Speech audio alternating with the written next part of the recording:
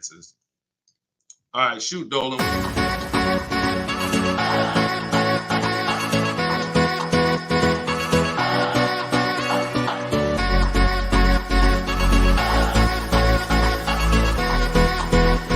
The worst possible thing you could say when you walk into a car dealership. I spent 5 years with Mercedes-Benz, 5 with General Motors, and the worst thing a person could say when they walk in is, if you could just get me to this payment, we got a deal. So your loan's probably still like 19, which means you got to pay to get out. You're upside down. It's called negative equity.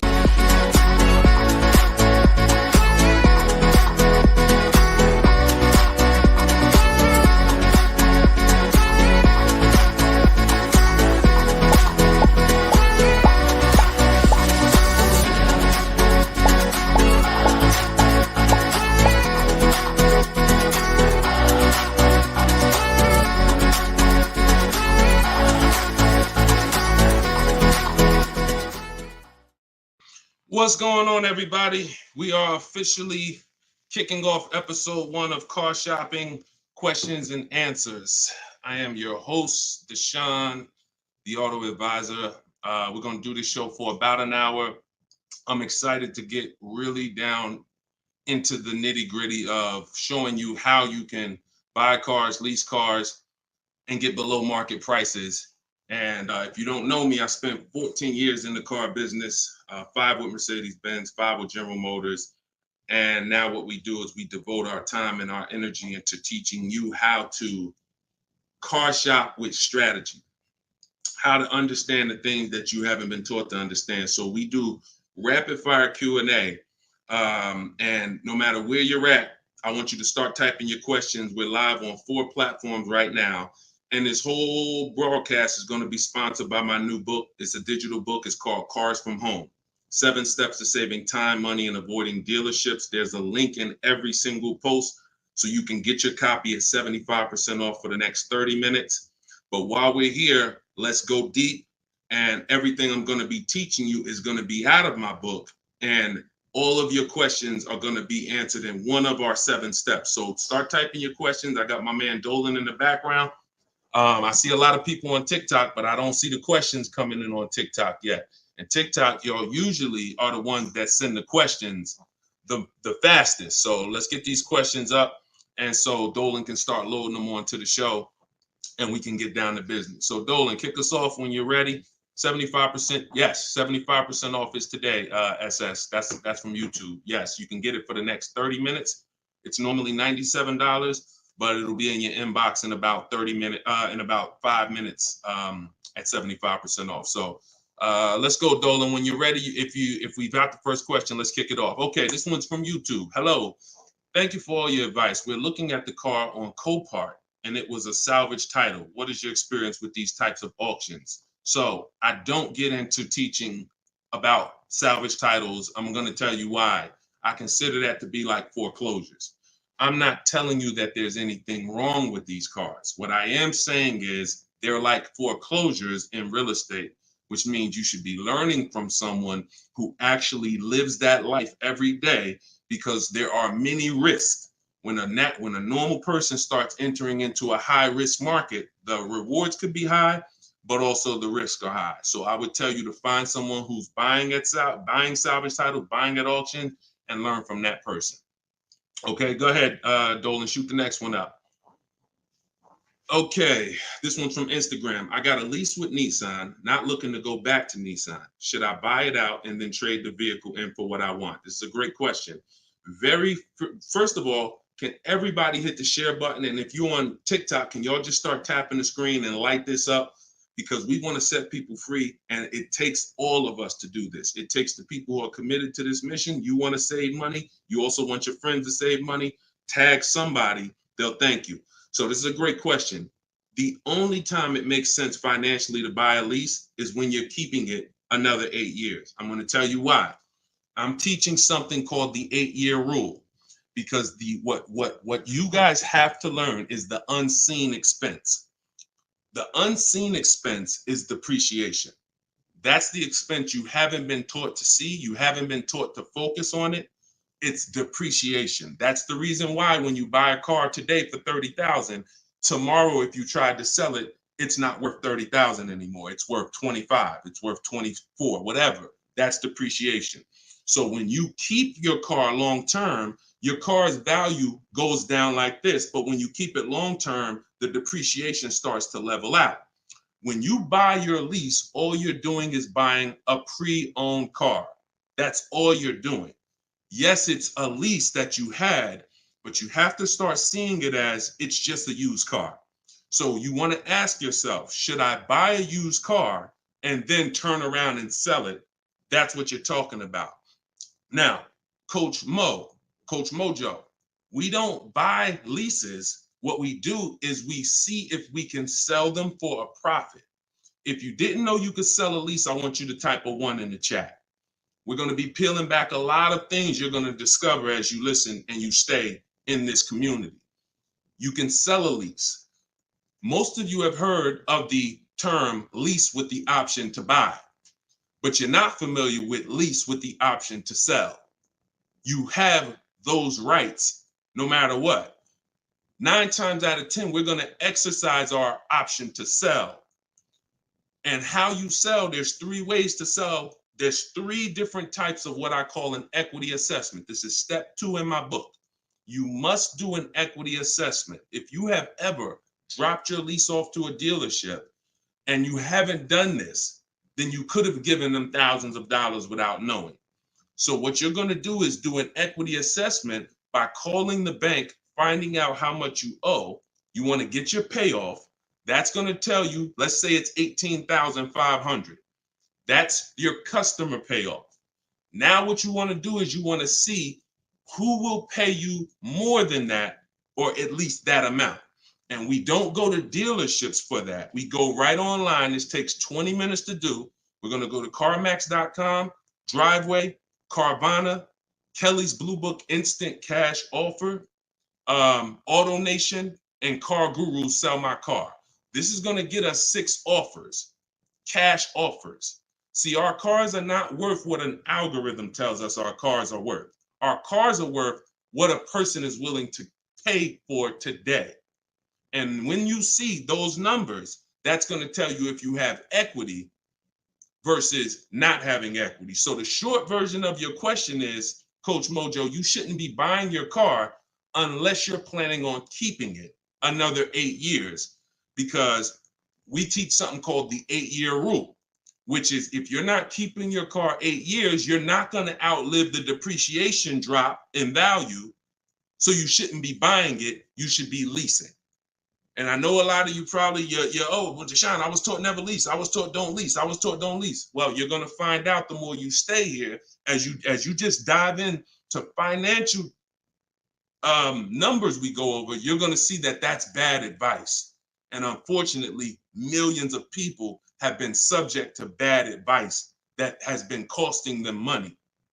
Okay, so we'll go more into detail on that. There's only 2 ways to beat depreciation. Long-term ownership, that's our 8-year plus people. If you're keeping your cars, your next car, if your plan is to keep it 8+ years, I want you to type K in the comments for keeper. Type K in the comments if your next car, you're like, Deshone, my next car, I want to keep it at least 8 years. I want you to type a K. All right? Now, if you are not keeping your car at least 8 years, then you should be shopping for a lease, because that's how you're going to avoid depreciation. We're going to talk more about leasing, because you cannot just get any lease. You have to get what I call a good value lease. We'll go more into detail on that, but that's the foundation, Coach Mojo. Answer those questions first before you think about anything else. All right? Go ahead, Dolan. Shoot the next question up, man. Keep typing the questions, y'all. We're bringing them from all platforms. This one's from TikTok. What to do if you have no pre-approval letter, even with a 730 score? Okay, great question. We don't focus on pre-approval letters. What we focus on is making sure. All right, so I teach something called the bank bidding war. Everything we're going to do from now on is going to be a bid. Could y'all keep tapping the screen on TikTok? I see y'all running the lights up. When y'all keep tapping the screen, what it does is let TikTok know, listen, more people need to get over here, because we're talking about something that everyone needs to hear. So I appreciate y'all. Look, they're running them up. What to do if you have no pre-approval letter. So we were taught always get pre-approved. But here's the problem. People got onto it. Whenever we do something and the public starts moving in a way, the big companies adjust to it and they find a way to infiltrate it. Most of the companies that you're trying to get pre-approved from, that I'm trying to get pre-approved from, their goal is to isolate us. Something called restricted pre-approvals. I'm gonna tell you what a restricted pre-approval is and why we stay away from them. A restricted pre-approval limits where you can shop. We'll approve you, but only to shop with Carvana. We'll approve you, but only to shop with our dealer network. We'll approve you, but only to shop with a drive time dealer. Because a pre-approval is the whole purpose when you learn how we shop, which is to shop wide. When you start seeing to shop wide and get multiple offers and see the entire 100-mile radius within where you live as a huge market where people are competing to sell you a car, you'll start seeing why we never want to deal with a restricted pre-approval. So what we do is we use something called the bank bidding war. The only way, how many people have asked themselves, did I get the best interest rate? Type dollar signs. If you've asked yourself ever, you bought a car and you said, did I really get the best interest rate? Type a dollar sign if you've wondered that. See, the only way to get something we call price assurance, which is to guarantee. See, these are powerful words that I want you to add to your vocabulary when you're car shopping. We need to guarantee that we got the best interest rate. How do we do that? Getting bids. Experian wrote an article. They allow you to have multiple lenders pull your credit with a hard pull and compete and give you rates within a 14 to 45 day period. Now, don't ask me why they say 14 to 45 days. That's the window. I'm going to teach you how to do it in a way where it'll only take you 2 days and you're going to let tons of people run your credit and you're going to guarantee you got the best rate, and it's going to weigh on your score like one hard inquiry. So if one hard inquiry would have dropped your score 9 points, natural. We buy a car, a hard inquiry is going to drop our score. That's natural. But we're going to get 20 hard inquiries and it's going to drop our score the exact same way. This is how it works. You do not let anyone run your credit under any circumstances until after you find your car. In my book, I have something called the Perfect Budget Calculator. I created this tool. What it does is it's going to tell you, it's going to give you multiple goals. It's going to tell you exactly what car you can afford. It's going to tell you how to be under your max monthly payment. And you put everything you want to put in, what your max monthly payment is, we use the standard interest rate. So whatever the interest rate is at this time, we use that. Budget. The only purpose for a pre-approval is to budget. Think about some of you who are homeowners. The only purpose in getting pre-approved was to budget so that you can go buy your house, right? You with me? That's the only purpose. If we don't get pre-approved, we don't know how much we could afford. So when we do, what we do is we take the average interest rate, and that's what we're going to use to estimate our payments. This is in my book. See, I created technology. So some of you are saying, Deshone, is this just a book? No, it's not just a book. I have links in there. I have links to videos in there. I have platforms that I've created and calculators and tools that I created that I wish I could refer to you. No, but they're only in my book. So you can get the book. I'm going to teach you how to do things the manual way. Some things you can say, Deshone, I could do that manually. But if I'm telling you about a tool I created to use so that it can budget for you, then the only way to get it is to actually get my book. You can get it for 75% off in my TikTok bio. You can get it in my Instagram bio. You can go to deshonesbook.com, or you can scan the QR code and get your copy for 75% off for 30 minutes. But when you budget, you know exactly how much you can spend on a car, and you go find your car under that budget. The Perfect Budget Calculator is going to give you multiple goals. See, here's the problem. When you go out shopping for a car, you notice how you have a budget in mind and you typically tend to go over it. You say, I don't want to spend any more than $500, or I don't want to spend any more than $30,000. But you usually end up going over it because you don't factor in tax. You don't factor in how long the loan, you don't factor these things in. Okay, well, how much? They said I'm pre-approved for $30,000, but what does that equate to in a monthly payment? It's broken. It's a broken system. When we go out, we find the car we're looking for. That's when we are going to now let people run our credit. Never before that. We go out, you find your best deal on a car. That's when you come home and you let multiple people run your credit and fight it out to give you an interest, to give you a loan. See, because if you open up, if you let people run your credit before this, now they're going to give you a time limit. So even this is all answering this young lady's question about pre-approvals. The reason why they're garbage is because if it's a hard pull, they're garbage, because now they've started that window that I told you about. You got 14 to 45 days and it starts to count down. Now you're trying to rush and find a car. Some of us, it might take us 3 months to find the best deal on our car. If you got a pre-approval and the time is expiring, you're shopping with your back against the wall. Second reason it's garbage is because once they give you a pre-approval, you are now tied to them and you don't have the opportunity to bid, and it's just garbage. So do what I'm telling you to do. When you find your car, that's when you're going to come home and you are going to now let people run your credit, and then you are going to let the dealer see if they can beat it. See, this is a must. I know you may have been taught, oh, I don't let that dealer run my credit. No, make them compete. The bad part is when a dealer is trying to give you an interest rate when you have no offer. That's bad. But when you have an offer, that's when he's trying to beat it. And that's a very different thing. You tell him, hey, I got 7.2 from whatever bank. That's the best offer I got. Okay. Now that dealer goes to work with their 7 to 12 bank. Hey, listen, can we beat this? And when he calls you, he's going to tell you one or two things. Hey, good news. I was able to beat that interest rate. In which case, you what? Guarantee you got the lowest interest rate.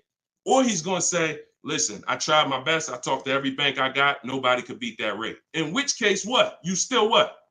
Guarantee you got the best interest rate. So the only way we're going to be able to do that is with bids. We're going to stop negotiating. We're going to start making people bid. That's what we're all about here. Go ahead, Dolan. Shoot the next one up. I'm going to try to get through these. I'm going to try to give, see, I can't do short answers to some questions. Okay, hold on. Yeah, hold on. Link to 75% off is not working. Are y'all able to click it on TikTok? Let me know on TikTok if y'all are able to access the 75% off. Okay, this one's from YouTube. My credit score is between 500 and 600. Can I still get a nice car? Great question. You should be focused on getting a great car, and you should be, all right. My credit score is between 500 and 600. Can I still get a nice car? Under no circumstances do you ever want to compromise on the car. Follow me. You are going to focus on getting a great car, knowing I'm probably going to pay more in interest. Paying more in interest is not bad considering your situation. Here's why. That can be fixed. Refinance, that can be fixed. But if you get a bad car, that cannot be fixed. So we have resources. I use a company. I refer people to LendBuzz. LendBuzz will work with people who have challenged credit. But here's what you got to know. You can't let them dictate how you're going to shop. You must have your own shopping strategy. Now, there's two situations where if you have bad credit, how many years are you keeping the car? That's the question. If it's 8+ years, then no problem. I'm going to get the best car I can find. I'm going to pay a little bit more in interest, but as soon as my credit's good, I'm going to refinance that loan. Problem solved. Second person is Deshone. I'm not keeping my car 8 years, but I need a car now. Perfect. You should be trying to set yourself up for a lease in 2 years, in which case you want to get the least expensive car that you can get a loan on. 10,000, 12,000. You're going to use that perfect budget calculator, or you just want to say 10 to 12,000. You're going to try to find a car in that range. I'm going to tell you why. In 2 years, when you go to trade out of that car, if you go and buy yourself a $20,000, $30,000, $40,000 car, you're going to have a bunch of negative equity. And what that's going to do is that's going to stop you from getting a lease. This is what people do. Oh, Deshone, I couldn't qualify for a lease, so I'm going to go out. I want to get that Dodge Charger with the big engine in it because I can't sacrifice for 2 years. I can't be out here looking like I don't have a nice car. Problem. I can't help you. But if you're willing to say, because I'm going to tell you why. I'm going to tell you why. When you get that Dodge Charger, you usually forced your way into it, bought an older one, paying a high payment, high interest. So in 2 years, when you think you're going to trade out of it and go lease, you're going to have a hard time because the negative equity is going to be so severe. And when you have that $600, $700, $800, $900 car payment, chances are you might miss one of them. This is a disaster because we can't sacrifice. So what I'm telling you to do is say, all right, if Deshaun's telling me that the best move financially is for me to be leasing because I'm not keeping my cars 8 years, I need to be getting great leases, but I can't qualify, then my mission is to qualify. That's my mission. So when I look at what that take, what did that take? That means I'm going to get a car now, and that's going to be my sacrifice car. That's going to be my car that I drive for 2 years, build my credit. It's not going to be my perfect car. My perfect car is going to be when I drive a brand new lease off the lot 2 years from now. This is my setup car.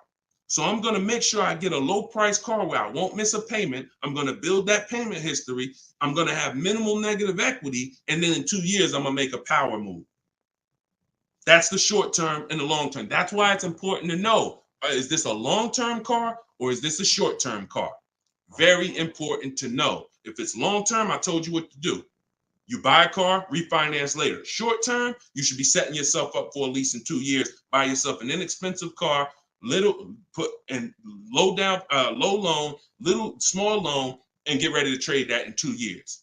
But you must get a great car in either situation. You can't sacrifice the quality of the car or the whole plan goes to hell. Your car breaks down midway, plan is scrap the plan. So we never compromise. So check this out. I see as soon as you purchase the book, I give you a support email because I do not DM me about products. Everyone gets a support email because we want to handle those issues immediately. DMs I barely see. Thank God we got 2 million plus followers. I can barely see DM. That's why as soon as you get a book, I say screenshot this screen. If you don't get that book within 5 to 10 minutes, check your spam, check your junk. Then you go and you contact support and we'll make sure we email you that copy manually. Okay, because that's what we do. Don't DM, use that support email so we can make sure we take care of you. All right, shoot the next one up, Dolan. Great questions so far. What would dealers try to sell you a car that has issues? Don't sign up for these answers. That's why does the sun rise in the east and set in the west? Some questions are not worth trying to answer. Just plan accordingly and move accordingly, knowing these things are. If the people who are supposed to be taking care of you with cars are not educating you, are not moving with integrity, then you better be educated. Remember that. If the people who are supposed to be taking care of your money, when you come to buy a car, lease a car, that's a $10,000 to $100,000 transaction, some of you. If those people are not moving with integrity, and you cannot guarantee that, a smile doesn't guarantee that, talking nice doesn't guarantee that, you better be educated. And the people who are going to move like the way we're going to move, the way you're going to move if you're listening to this, the way you're going to move if you have my strategies in my book, the way you're going to move when you learn how to car shop online and make people bid, you're going to be educated where no one can take advantage of you. You're empowered. You're the one in control. You're the prize. You're the one people are competing with to earn their business. And that's what I want for you. All right, go ahead, Dolan, shoot the next one up. Just keep typing your questions, y'all. We're bringing them in from all platforms. Hello, I put a down payment on a car 45 days ago. They gave me the keys, and now 45 days, the dealership says the bank doesn't want to do the deal. The bank says they never said that. Do I take the car back? Reach out to the bank. If the bank has an account for you, then that account is in stone. If they have your name and they have your name on an account number tied to that car, then it doesn't matter. They could be trying to bring you back and trade that car and do another transaction, which is legit if you fall for it. You get what I'm saying? If you bring that car back and switch it, then let them trade you out of that car, sell you a different car, That's another transaction. But if you have an account number with that bank, then that means that bank is that deal is signed and sealed. That's what you got to make sure, Empress. Go ahead, shoot the next one up, Dolan.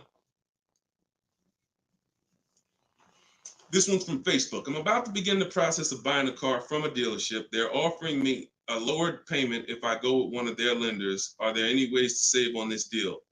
So, have you gotten bids? See, did they look? You were programmed to be loyal to dealers. I'm from the industry. I was in the industry for 14 years. I'm teaching people all around the country. We have over 8, close to 8,000 customers that have used our stuff and used our products since 2021. We have data from all around the country. There is absolutely no way that you're going to get your best deal ever focusing on one dealer. That would be like you going into a supermarket and say, hey, no matter what the price of this item is, I'm only buying it from this brand. Or you saying, oh, I'm gonna buy a TV. No matter what I'm just gonna walk into Walmart and whatever the best price on the TV is that I see, I'm just gonna take that. I'm not gonna look online, I'm not gonna look on Amazon, I'm not gonna look on Best Buy. I'm just gonna walk into one store committed to try to get a deal with that store. That's the same thing you're doing. Could y'all keep running the likes up on TikTok, keep tapping the screen? If you're getting value out of this, I appreciate it. We don't do that anymore.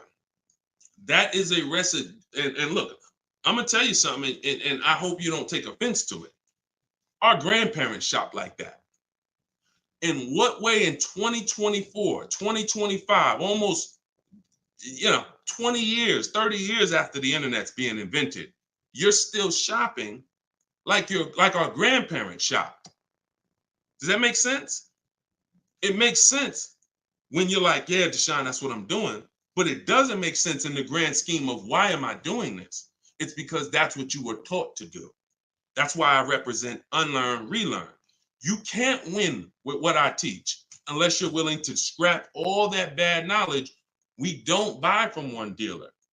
3 transactions that people have been, I'm gonna break this down real quick in literally a second so y'all understand. There's 3 transactions that you've been taught to give to car dealers. 3. Buying your car from them is one transaction. Who you get your loan from is another transaction. Who you sell your old car to is a 3rd transaction. And many of you have been taught to give the dealer all 3. Meanwhile, there are people who only want to give you a loan. They don't sell cars. They want to compete for your loan. There's other people who want to buy your old car. They don't sell cars. They want to buy your old car. Y'all get what I'm saying? Type a Y for yes, if you're understanding that you have to start breaking these transactions into their own transactions. You can't maximize and guarantee you're getting your best deal mixing 3 transactions or 2 transactions into one. You can't do it. We're breaking them up. And now once we break them up, how do we guarantee we get the best offer in each one? Bids.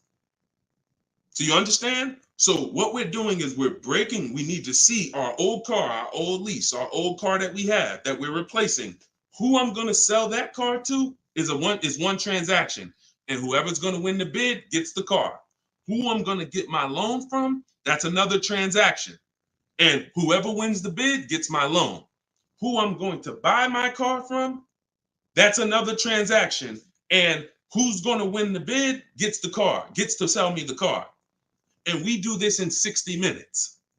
See, what you're going to see, watch this. Let me show you Frina. Frina just picked up her Jeep last week. Look at the deal she got. This is why you're never going to get these deals walking in the dealers. You're never going to be able to guarantee your best deal walking in the dealers. You're going to sit at home and be in control. Look at Frina's deal. She said, look, I'm a proud graduate. Cars from Home that's our video library. And, like I said, I coach people all around the country. She said, I picked up this baby yesterday. Look at the date. 2024 Jeep Grand Cherokee Anniversary Edition. Followed the program, used all the scripts. I have scripts in my book. I have scripts that we don't talk. Because if you have to talk, you run the risk of messing something up. No offense. I'd rather you type. If you'd rather type than talk, Type of 1. So contact the dealers, seal the deal, $579 a month. Look at the MSRP on this car. She got a hybrid one, $65,000 vehicle, almost 66. Her best deal, who won the bid, was a 0.88% lease. That is unheard of in the world. See, I teach something called the 1.5% rule for knowing when you're paying too much for a lease. The 1% rule has been around since way before I even got in the car business. If you could lease a car for 1% of the MSRP, no money down, no money out of pocket, you stole a car. This is 0.88%. I owe it all to Deshone. Without this program, I wouldn't have had the tools to shop from home. Shopping from home the right way is how you're going to win. Some of you may have tried, Deshone. I tried. It seems hard.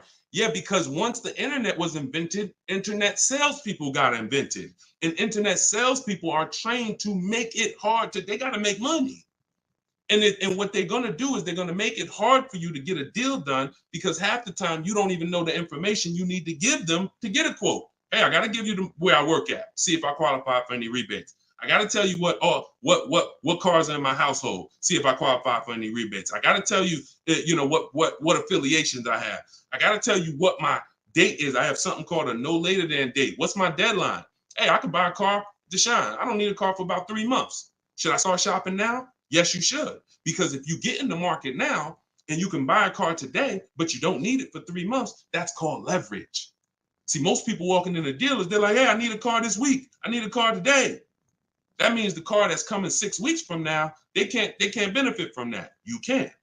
But you got to learn how to give this information. And this is why when you try to shop online, you have a hard time, because you don't know. You're defensive and you're like, I'm not giving a dealer what they need, but I'm also not staying in a position where I don't give them too much information where they can use it against me. So that's what we'll learn. Everything I'm teaching you is, if I can boil it down to a couple simple things, mastering the science of shopping from home. That's why my book is called Cars from Home, 7 Steps to Saving Time, Money, and Avoiding Dealerships, and making people bid for your business. We can sum that. Once you master those 2 things, you're going to save more money in 60 minutes than you ever saved going in the dealers 2, 3, 4 times, spending hours in there. And you're going to have price assurance, which is guaranteeing that you couldn't have saved any more money. That's what Freenah has. That's what I want you to have. Go ahead, Dolan. Shoot the next one up, brother. Keep typing your questions, y'all. We're bringing them in from all platforms. Let me bring Freenah's pick down. All right, perfect. Shoot the next one up. All right, I'm trying to fly through these, y'all, but I can't give short answers. You get what I'm saying? I got to give you the full answer. Can you get a great deal on the lease vehicles on a Range Rover? Okay, great question. You can't control the lease program. The lease program is what's going to dictate when the dealer wins the bid. Let's say a dealer, I always teach, when you start getting bids on a lease or on, you should see about at least a $3,000 to $5,000 difference from your best offer to your worst offer. Now, sometimes it's more drastic than that. You're doing it, you'll see a $7,000 difference from your best offer to your worst offer, but you need to see a spread. I'm going to tell you why. 80% of dealers are overpriced. So when you start getting offers, if you don't get enough offers to where you see that spread, you haven't gotten enough offers. I teach you need to get at least 5. In my book, I have something called the 25 to 5 strategy. So once the whole purpose of a bid is to find the dealer that's willing to discount the car and sell the car lower than all their competitors. And if there's any rebates, to disclose them to you. That's only going to come through bids, because you don't know who you're dealing with. An 80% dealer is not going to tell you all the rebates. An 80% dealer will tell you, okay, yeah, there's no rebates, but there actually is. 80% dealer is going to say, all right, yeah, there's $1,000 rebate. Hey, but there's actually $2,500. So you can't depend on an 80% dealer. You have to get multiple offers and reveal who the actual dealers are who is going to win the bid. Now, once that happens on a lease, the lease program is in the background. And if the lease program is trash, then you're going to be over 1.5%. And over 1.5% means the payment you're paying, when it's more than 1.5% of the MSRP, that means you're paying too much for a car you're giving back. See, I was concerned to start making lease videos because I knew when people started finding out how good leasing was, they were going to just go into dealers and say, hey, work me up a lease.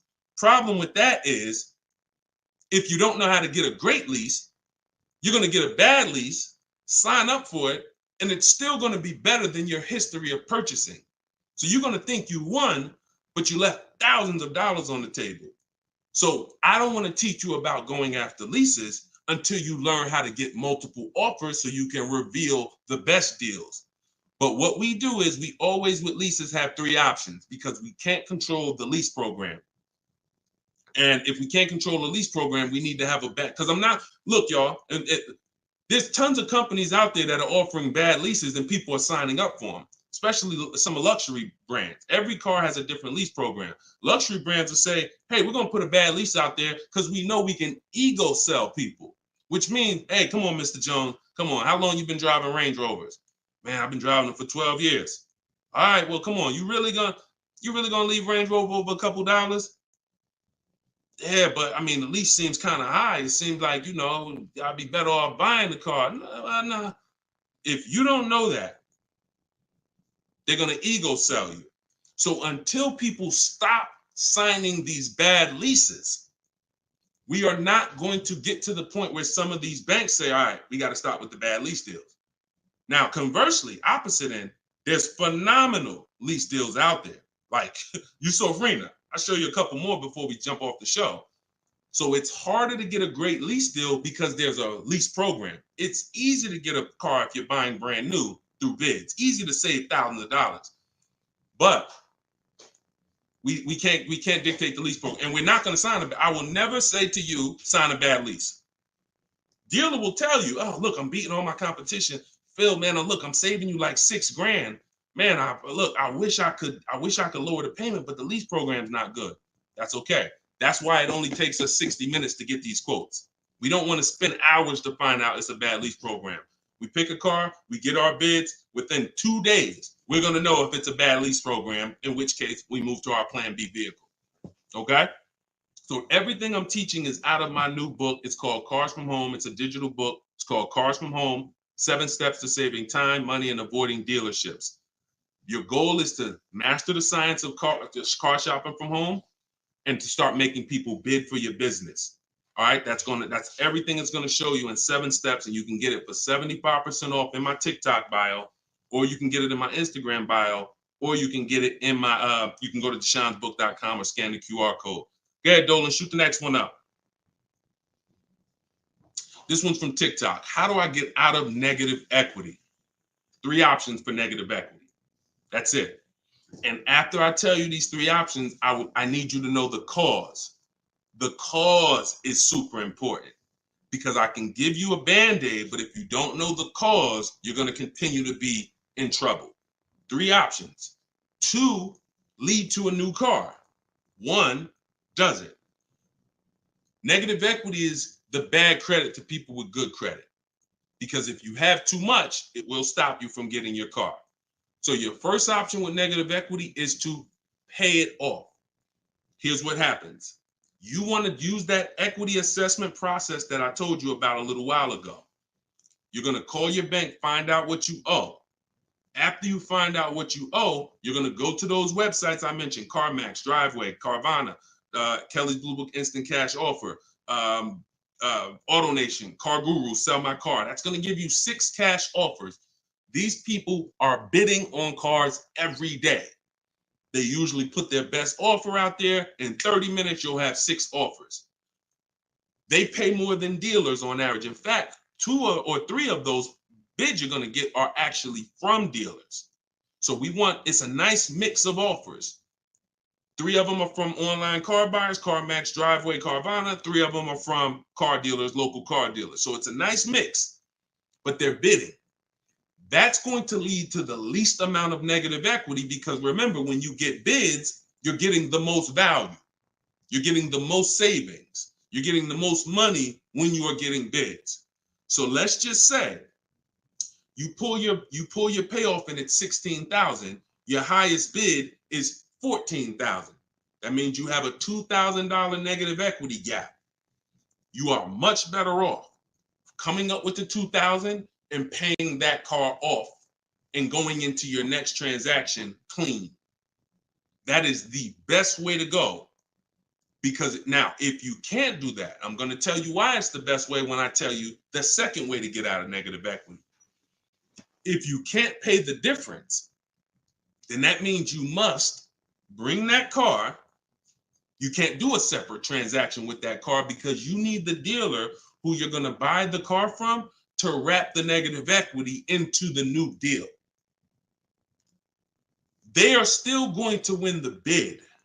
You must, in all cases, only deal with dealers who won the bid. But once they win the bid to sell you the car, now when you come to them, you're going to now bring your old car into it and see what it's worth to them. When you see what they can pay for it, you're going to see in most cases, it is not going to be the highest number you got from the online buyers.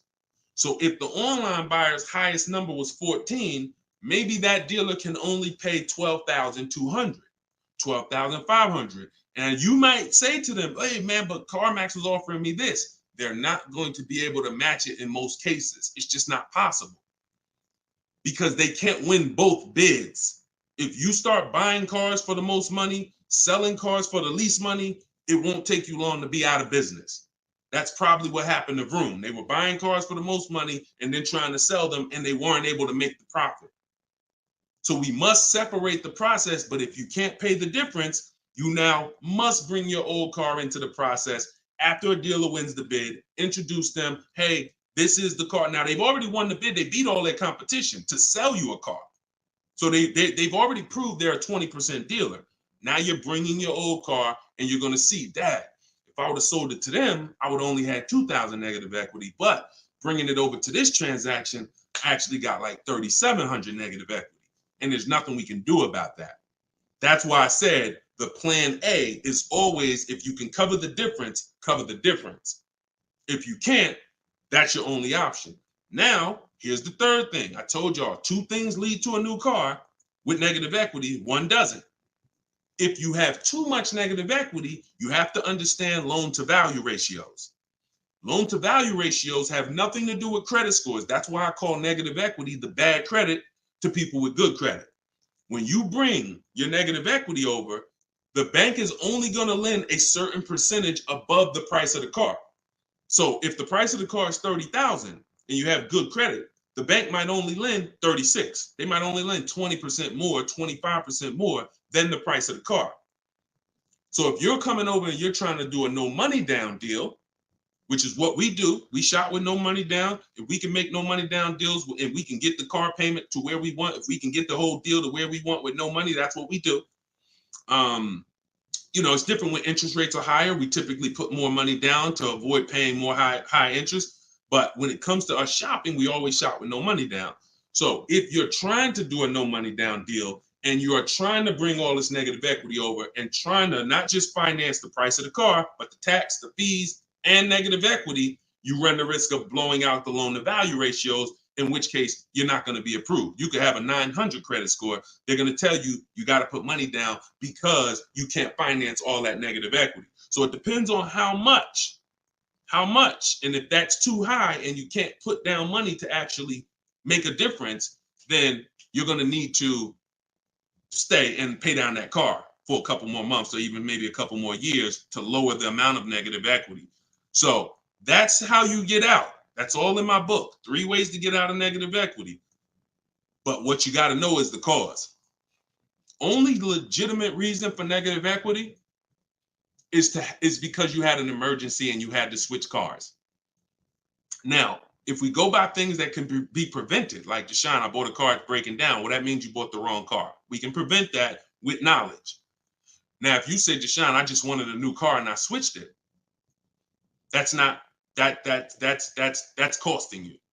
And because you don't understand leasing, see, 90% of the time, 10% we give to emergencies. Deshone, man, I had a sedan, then I had twins, I had triplets. I need to get an SUV. I got to switch the car.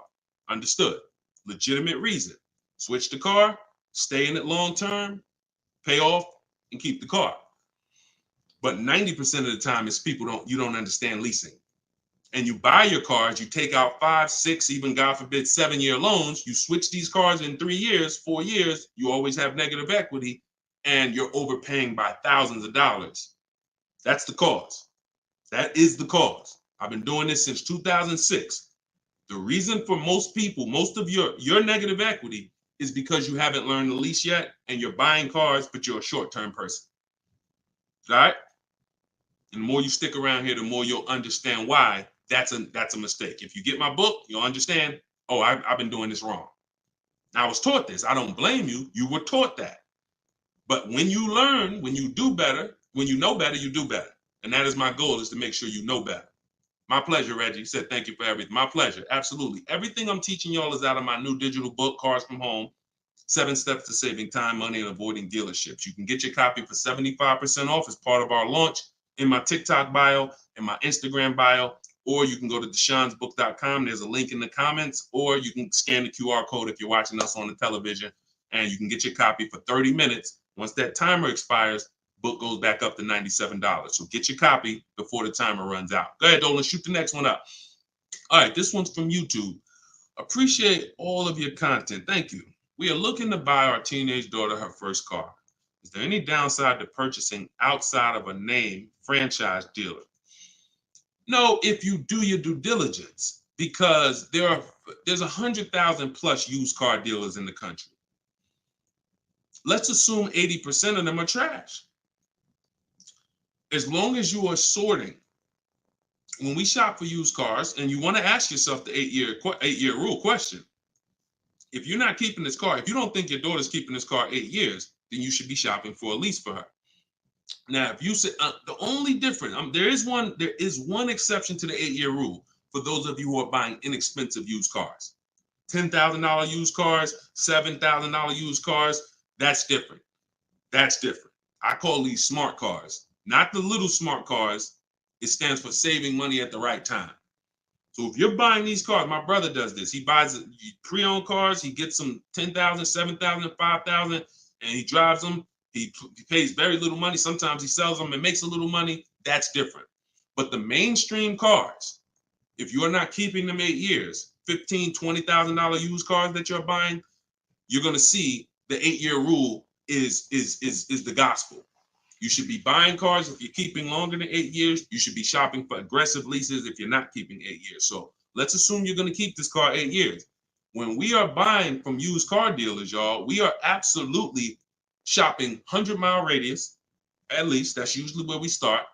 And then we're going to search, and we're going to narrow down based on title history, based on service records, based on accident history. And then we need to verify that the price that they advertise online is legit, because there is something going on right now. It's been happening for a few years. They know you're looking for online prices. So what they do is they put a price online that they don't intend to honor. So the first thing, so we narrow it down based on those things. And when we get to this final step where we got our top 3, top 5 choices, we need to see who's going to do bogus fees, who's going to try to hit us with bogus fees, in which case we eliminate them. And then we narrow it down to the best one. And we need to pull the original. Listen, who's going to be buying a used car? I want you to type a U. If your next car you're keeping for more than 8 years is going to be a used car, type a U in the comment. In the comment section. Or if you've purchased a used car in the past, type a U in the comment. Type a U in the comment. Okay, Snowman, I see you. Felicia, I see you. Miss Bambi, I see you. Reginald, I see you. Okay, so we got a lot of people. Okay, all right, we got a lot of people who are going to be buying a used car or have bought a used car in the past. What I just told y'all is how we're going to talk about how we're going to get a quality used car. Plus, I do something, step 4 in my process is we have to do a longevity check. Some of these cars have data that shows they don't last more than 80,000 miles before the transmission goes out. If you don't know that, then there's nothing you can do but be surprised when the transmission goes out at 78,000 miles. So we always want to do a longevity check on Google. We search these things. But the other way, what I just told y'all is how we make sure we're getting a quality car. Accident, title history, service records, accident history. But when it comes to now the value, Deshone, how do I make sure I'm actually getting a great price? How do I make sure that the car I'm buying is the best price in the market? We need to know the original price of the car. We need to know what the car was brand new. Because what you've been taught is to focus on what the website tells you. Is this a good deal? Great deal, below market. Because websites, their job is to be accountable to the people paying them. And if they were telling you that this car that you're looking at for $30,000 was originally $38,000, and it's actually only being discounted $8,000 from when it was brand new. If they were telling you that, then no one would be buying those cars, in which case no one would be paying them to list their cars on those websites. So they're not accountable to you or me. They're accountable to who pays them. So we find out through the window sticker what the original price was. Carfax has agreements with some brands where they will actually give you the original window sticker, but we must get the original window sticker. And when we get the original window sticker, that's going to tell us the discount with something I call the true value percentage. We created this. The true value percentage is the discount from the price when it was new. And that's all that matters when you end up choosing a car. Give you an example as we wrap this question up. If you're looking at three Honda Pilots. You've narrowed it down to 3 Honda Pilots. They're all within $1,000, $1,500 of each other. One's $30,000, one's $30,500, one's $31,000. Similar mileage, similar title history, similar everything. We get stuck right there. We don't get stuck when we get the original window sticker and we see that one of those Honda Pilots brand new was $45,000. One of them brand new was $49,000. One of them brand new was $53,000. You see how immediately access to that information separated the value? They all look similar. Type $signs if you got that revelation. If you understand that just that bit of information, I'm looking at 3 cars, they all look similar. Dag, they all look good, similar mileage, similar price on these websites. Which one do I pick? Man, I'm stuck. Knowing the original price, one's 46, one's 49, one's 53. The one that's 53 immediately becomes way more valuable than the other 2. That's what we're talking about. See, it's my job and my mission is to show you how to car shop online, show you how to master the science of car shopping online, show you how to make people bid for your business, and to show you where the hidden money is that you have not been trained to see. Everything I'm teaching is in my book. I don't hold back on these lives. You guys could tell. But if you're like Deshone, I want all this information in one place. I want to be able to use this as my car shopping Bible for the rest of my life. Digital book, Cars from Home, 7 Steps to Saving Time, Money, and Avoiding Dealership is in avoiding dealerships in my TikTok bio, in my Instagram bio, and it's 75% off as part of our launch. Get your copy, use it, and win. All right, let's go, Dolan. Shoot the next one in. Great questions today. Let's go. Keep typing them, y'all. We're going to try to get through as many as possible. How many miles can you drive a leased vehicle? Great question. Many of you were taught that you have to take what they give you. Or some of you were taught they only do 10,000 miles a year on a lease. All of that was bad information. You pick the mileage on your lease, and there are leases that go up to 30,000 miles. Now, some of you might say, well, who drives 30,000 miles a year? Who drives 25,000 miles a year? If you drive 25 or 30,000 miles a year, type HM in the comments for high mileage. So when you think about that depreciation curve that I told you about, your car's value normally, if you're a normal driver, your car's value goes down like this. If you're a high mileage driver, your car's value goes down like this. And so the mission is always to avoid the unseen. This is the unseen expense. I want you to always keep this in mind, because as long as you keep this in mind, buying versus leasing is going to be paramount to you, because you want to avoid this. If you're buying cars 2, 3, 4, 5 years, switching them out, you're switching them out when they're losing the most value. But long term, the value cools off, the depreciation levels out. You don't lose as much value over the years. Some of you have cars that's been outside for 8, 9, 10 years. That car is going to be worth about the same amount it's worth today, a year from now. You've won. That's the goal, to get to that level. If you're buying, if you're like Deshone, I'm not keeping a car 8, 9, 10 years. I'm not going to ever reach that level. Then you should be shopping for leases to avoid the depreciation hit. So when it comes back to 83rd degrees question, you can tailor a lease up to 30,000 miles a year if you want. And here's where I learned this. I was a manager at Hyundai for 6 weeks. Guy came in. He was returning his lease on a Hyundai Sonata. I was doing the lease return for him. And I said, hey, you leased this? He said, yeah, I always lease. I'm in sales. I'm on the road every day. I used to buy my cars. And, you know, I would have a bunch of negative equity all the time. I was just losing thousands of dollars every time I went to replace the car. It wasn't worth what I owed on it. And I just kept rolling over. I stopped doing that when I found out about leasing. Now, same time he's telling me this, I know that I've also sat with people who came in with high mileage with 10, 15 grand of negative equity. So what he's telling me, I've experienced. And I'm trying to help these people and dig them out of this hole and help them get another car, but they have a ridiculous amount of baggage from the old car. So he told me that, and I saw his payment.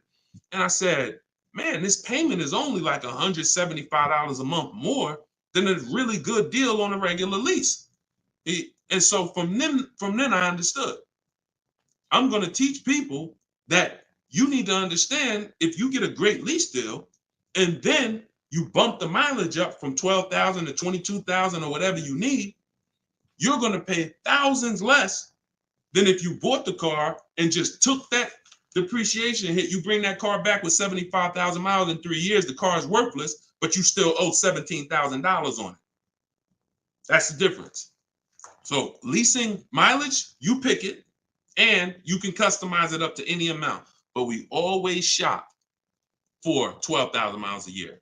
Always. We don't shop for high mileage leases. When we get our quotes, if you're using what's in my book, the 25-to-5 strategy, we get our quotes with 12,000 miles a year. And once somebody wins the bid, then we convert the bid. We tell the winning dealer, hey, could you show me what the payment's going to be with 18,000 miles a year?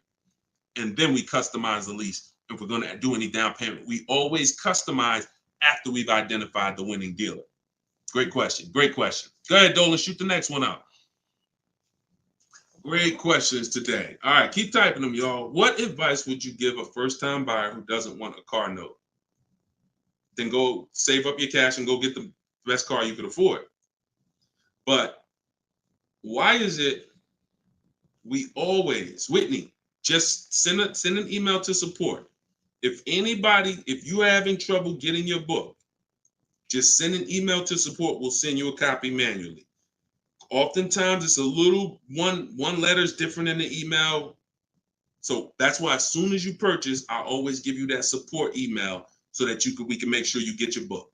Okay? But what advice would you give to a first-time buyer who doesn't want a car note? Save up your money, get the best car you can afford. But here's what I want to ask you.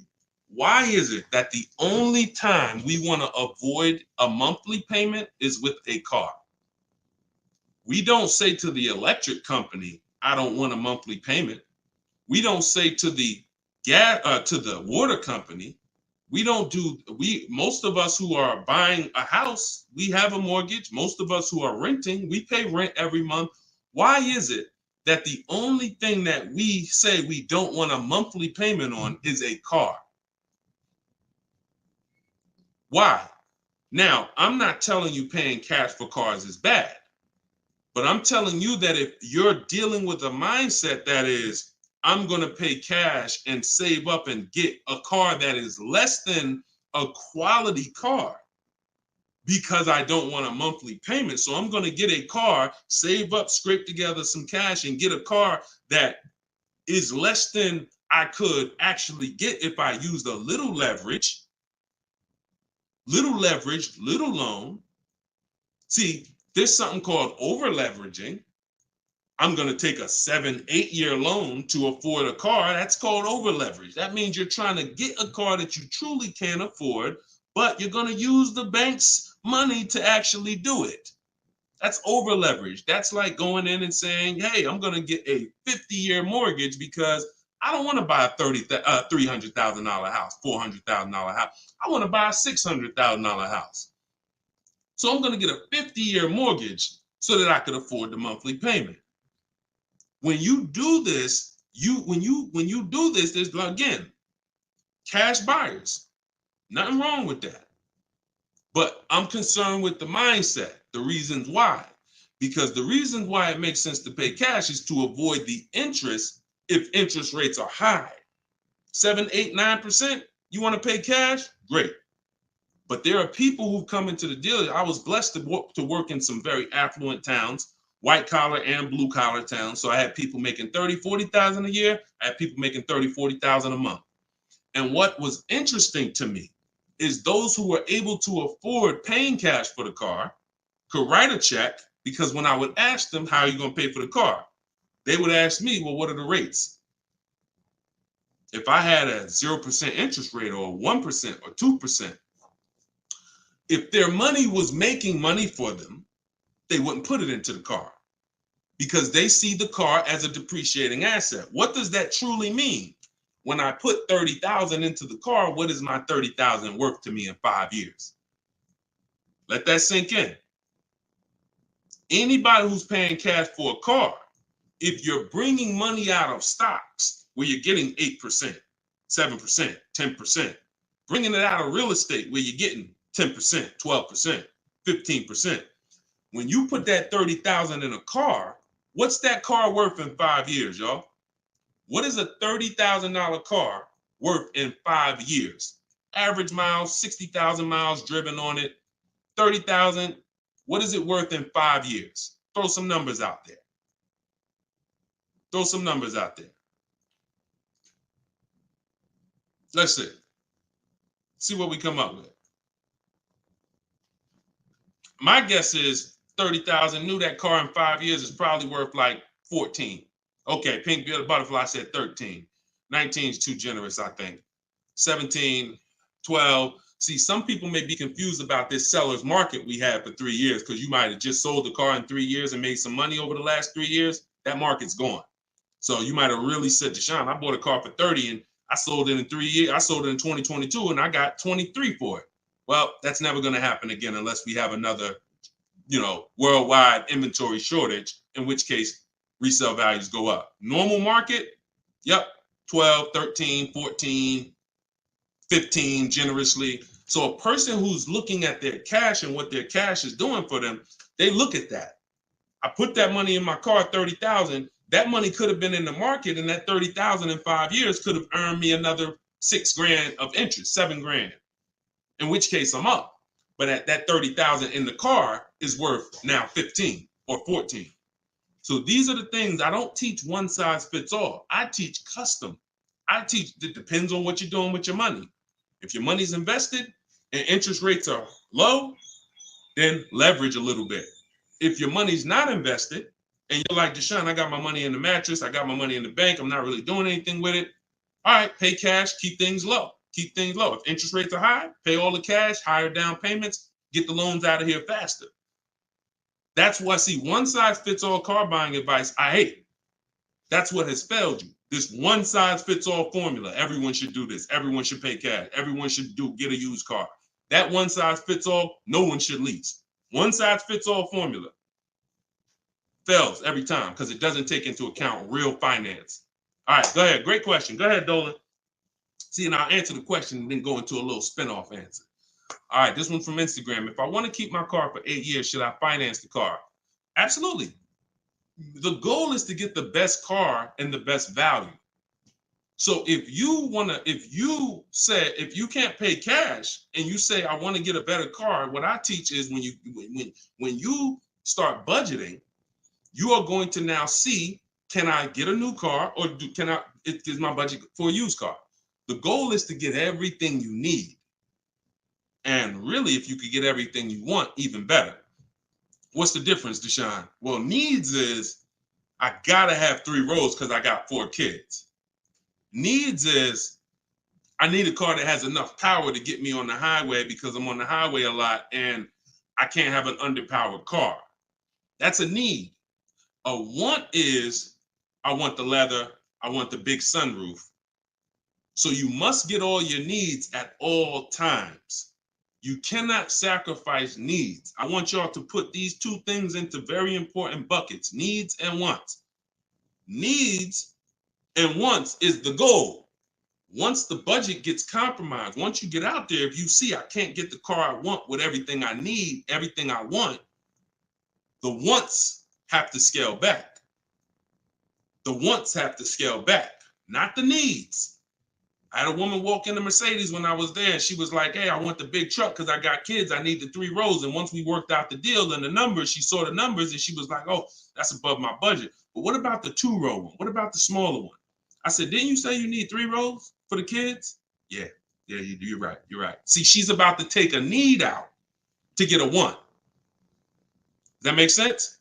So needs and wants are the big things. Needs will make you switch the car because you didn't get what you need.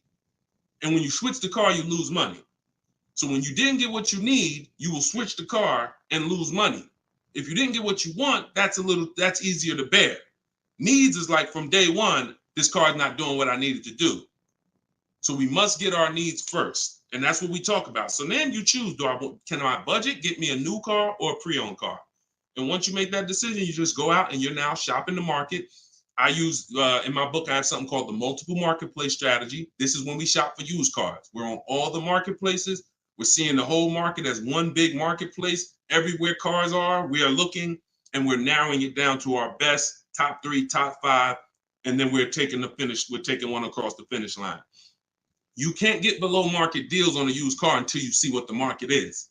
See, let me go deep on this for a quick second. The goal for me, if you're learning from me, your goal is to get below market deals, below market leases, below market. You saw Freena's lease. That's a below market lease. That's not a lease that you see advertised that people are getting. So below market pre-owned cars. In order for you to get a below market pre-owned car, you got to know what the market is. So sometimes you're going into one dealer and you're looking and saying, okay, let me negotiate with him. That's a mistake. You don't know what the market is. When you see the low side of the market on a used car, now you're able to see, again, if you're shopping the right way, there's always a spread because there's always people untrained who are going to pay the higher prices. They're going to walk into those dealers. They're going to go back and forth, take $2,000 off. They think they won, but you were negotiating with one of the higher price dealers. So because he took $2,000, $3,000 off, you think you won, but you were at the wrong dealer to begin with. So once you actually see the low side of the market, we zero in on that. And we zero in on that, and we look to take one of those deals across the finish line. Can't get below market deals if you don't know what the market is. That's why when we look at used cars, we're not looking to buy the first day. We're not looking to buy the second day. Sometimes some of you are like, Deshone, I got a couple months. You might want to watch the low side of the market. You might want to, we always get alerts when we go in. This is all in my book. If you like Deshone, I want to know all of this. I need this in my hand. It's in my book, Cars from Home, 7 Steps to Saving Time, Money, and Avoiding Dealers. 75% off in my link, in my bio, TikTok, in my bio, Instagram, or go to deshonsbook.com or scan the QR code. But when we are getting these, when we are looking at the low side of the market, you might want to watch it. You might want to watch it and see, okay. And then we have alerts on. So every new car that pops up on these marketplaces, we get an email immediately. So we get an email immediately. And if I know that the low side of the market is 22, 23, the minute that car comes on, I'm going to be one of the first ones on it, where everyone else is going to hesitate. When a dealer gets a new car, typically a person who doesn't know the market, they're going to go in there and they're going to be like, all right, is this really a good deal? Meanwhile, we know the market. So we know in a minute, I'm going to snatch that deal before anybody even knew it was there, because the best deals do not last. And that only comes from knowing the market. All right, go ahead, shoot the next one up, Dolan. Great questions today. This one's from YouTube. What can I do to increase my confidence so I can negotiate more intelligently? Stop negotiating and start making people bid. Who's not a good negotiator? Type me. You're not a good negotiator. Type me in the comments. Not a good negotiator. Type me in the comments. Okay, that's most of you. And I'm a good negotiator, but you can't get guarantees being a negotiator. Pay attention to what I'm saying. I'm a good negotiator. I did it for a living, but I can't guarantee the lowest price negotiated. The lowest price only, the guarantee of the lowest price. I could be a good negotiator. Negotiator is always going to leave wondering, if you go back and forth with somebody, back and forth, back and forth, back and forth, you always leave wondering, could I have gotten a little more? That's not a guarantee. That's not price assurance. Bids, guaranteed, because I'm getting 5 to 7 offers. I'm having, in my case, I teach the 25 to 5 strategy. We're connecting with 25 dealers. We're getting 5 to 7 bids. Whoever wins the bid, win. That means you beat 25 dealers to earn my business. That means I guarantee that I paid the lowest price and I don't have to talk. That's why in my book are scripts, online scripts. That's the one part that I can't teach you. I can't teach you. It's not that I'm holding back. I can't teach you what my scripts are that are copy and paste. When they say, hey, when can you come in? My script says, hey, well, I'm actually going to be handling my whole transaction online. Oh, actually, well, we don't quote online. Okay, that's not what other dealers are saying. Should I remove you from my list? See what I'm saying? When we're copying and pasting and we know what to say to everything they're going to type, now we move things forward. We keep it on our agenda. This is all in my book, in my video library. This is what the people who have learned from me for the last 3 years have been doing. That's why you see people like Frina. That's why you see people like Pierre, got himself. He came in, got a 22 CX5. Very big thanks to Deshone the Auto Advisor, educating and empowering me to control the entire purchasing process. The perfect budget calculator really helped me figure out what I could realistically afford. With the true value percentage, we talked about that earlier in the show. Everyone purchasing a used car, true value percentage is what we use to make sure we win, price-wise. I spotted the best deal, 6 similar listings, saved over 20% off the original MSRP. I also shop for my own financing. See how we break these transactions down? You see how he's breaking the transactions down? That's how we get bids in each category. Also, I shop for my own financing, got the dealer bank to match it. See? So we're not doing the shop for my own. Oh, I'm not going to let that dealer run my credit. He knows the bank bidding war. The bank bidding war is all these people are going to bid. So I guarantee I got the best price on my used car I bought. I guarantee I got the best loan because the dealer couldn't beat it, but they were able to match it, which means it saved me the time. I didn't have to go through that. And the dealer, see, we guarantee. That's what I want for y'all. And the icing on the cake, learning about bogus fees and walking away from dealers not willing to remove them. Now, the walking away, he's talking about not physically. He's talking about next, not physically, because we're home. We're not going into dealers walking away. Some of you said, Deshone, if I don't get a good deal, I just walk away. That means somebody wasted your time.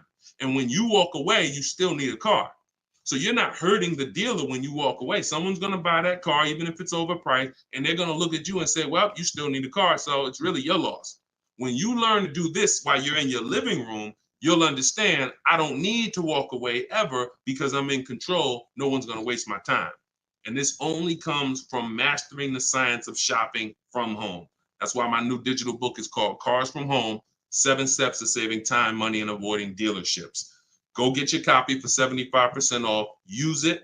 Everything is in there, from high mileage driving strategies to leasing to giving you a video to help you understand leasing. Some of you are like, Deshone, I was taught all my life never to lease. If that's you, type me. What you're going to see is I link you to a video from the Cars from Home library where I actually break down for you leasing versus buying. So by the numbers, so you can understand. Some of you that's what it's going to take. You've been programmed so bad about leasing, you need to see it by the numbers to understand that this is costing me money, not understanding this. So that's in there. Purchasing, high mileage driving strategies, links for people with bad credit, and how you're going to get your cars even with bad credit. It's all in there. Get your copy for 75% off for the next 30 minutes. Once the timer expires, it goes back to $97.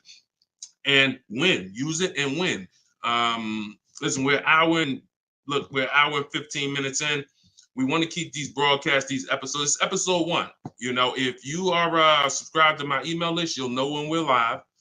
You'll know when we'll be doing these shows, and you can hop on with us. We want to do, you know, because you see all the questions. You know, the only way I could get through all the questions is by giving y'all little short, little one-word answers.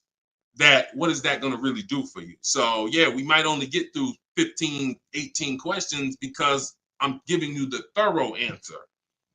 And when you see that a car is the second most expensive purchase behind a house, you'll appreciate the thorough answer. No one's going to buy a house and ask about financial literacy and expect a one-word answer.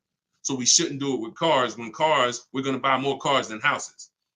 So get your book, y'all. We will be back. We'll be back for another episode very soon. If you're on my email list, you'll know. And I appreciate everybody for tapping in. This is episode 1. We got a lot more coming, and we're going to keep dropping these jewels. Keep unlearning, keep relearning. For the people that got the book, thank you.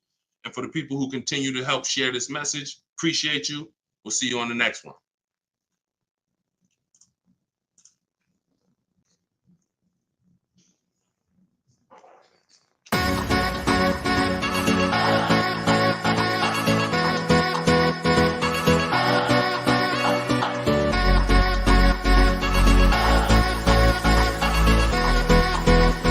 The worst possible thing you could say when you walk into a car dealership. I spent 5 years with Mercedes-Benz, 5 with General Motors, and the worst thing a person could say when they walk in is, if you could just get me to this payment, we got a deal.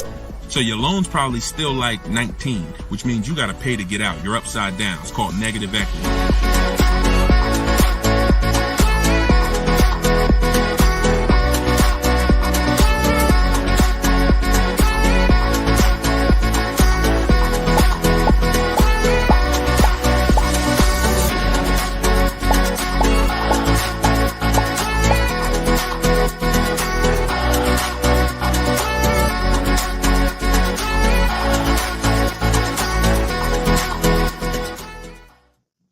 What's going on, everybody? Welcome. How's audio? Give me a 1 if audio's clear. Welcome back to Car Shopping Questions and Answers. This is episode 2. I'm your host, Deshone the Auto Advisor. We do these live shows to make sure you know the secrets, the science of car shopping online the right way, and know where the hidden money is. I spent 14 years in the car business with Mercedes, General Motors, and 4 years running my own brokerage, and now the mission is to make you smarter, make you better, help you pay less than everyone else for cars in less time shopping from home. So this whole show is sponsored by my new digital book. It's called Cars from Home, 7 Steps to Saving Time, Money, and Avoiding Dealerships. And you can get your copy for the next 30 minutes at 75% off in my TikTok bio, in my Instagram bio, or you can click deshonsbook.com or scan the QR code. So type your questions in, Dolan, shoot the first one up. We're going to be taking them from all platforms. And if y'all could start tapping that screen on TikTok, so shoot those likes up. I appreciate it. So this one's from Instagram. Does it make sense to buy a car from another state to get a better price for the car? Great question. When you start shopping and getting multiple offers, you're going to see most of your best deals are going to come from dealers far away. Not always, but a lot of times the dealers that you've been buying from, they think they own you. They look at your zip code and they program people to come in. The average person shops 1.2, I think it's less than 3 dealers. So when car dealers know you only are going to shop 2 dealers, then they know they can control you, and they know they don't really have to be as aggressive. Now, when you start sitting at home, like I want you to do, and start letting those offers come to you and start looking at car dealers, like start looking at all the inventory and getting multiple offers, you're going to find most times your best deal's 45 minutes away. Your best deal's an hour and 20 minutes away, because those people are trying to beat their competition. So you're going to find, you get used to that. You're going to step out of the local business and you'll get used to actually getting your best deal. Here's the saying. We'll wrap this question up with this saying.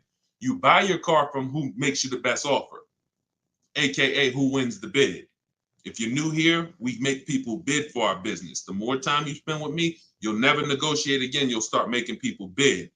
And the second part of it is you service your car where it's the most convenient. You service your car where it's the most convenient. You buy your car from who makes you the best offer. All right. Great question. Shoot the next one in, Dolan. Everybody keep typing your questions. I see you. I see you on TikTok. We're going to bring questions in from every platform. Go ahead. This one's from Instagram. Should you buy a car from a rental car sales place like Enterprise or Hertz? First of all, that would be low on my list. They'd have to, and look, I'm not telling you anything's wrong with that. What I'm telling you is that should be low on the list. When we're looking for used cars, rental cars should be low, and they got to be better priced than the cars that are not rentals. So I'm not going to Enterprise looking for what they have. I'm going on market. We use 8 marketplaces, y'all. When we shop for used cars, I have something called the multiple marketplace strategy. Multiple marketplace strategy is like it's you going everywhere, looking everywhere that used cars are. Example, if you were buying a TV, would you walk into Walmart and just say, all right, let me just look at this TV y'all got. All right, y'all want $1,000 for it? But no, you would be online looking at Walmart.com, right? Amazon, Best Buy, and any other website with a TV, right? Type right if that's the way you would shop. You look at someone who just walked into Walmart and say, why are you shopping like that? You see, so we bring the same things to car shopping. Same things. You're going to stay at home and you're going to go on these websites. CarMax is in the running. Carvana's in the running. None of these people we buy from exclusively, they must win the what? Let's go. Type fast. I want to see y'all typing. I want to have this conversation with y'all, but you got to type fast. They must win the bid. So CarMax is there, Driveway is there, Carvana's there, Cars.com is there, Auto Trader is there, Car Gurus is there. We even look at eBay Motors. So everywhere they're shopping, they're putting inventory. That's where we're looking. Now, if a rental car place has their inventory listed there, then they're in the runnings. If they have their inventory listed on their little website and they just want to sell local people these cars, no, we're not interested. We're not interested. Great question. Go ahead. Go to the next one, Dolan. This one's from TikTok. Is an extended warranty worth it if you buy your lease? I don't get why so many people are buying their leases. Make it make sense to me. Used cars. If you're not, see, we're finding that a lot of people buying their leases because they actually don't know how to shop. So when you look at the deals that we get, you in the last broadcast I showed you Freena. You've seen Greg, $527 a month, $56,000 Kia EV6.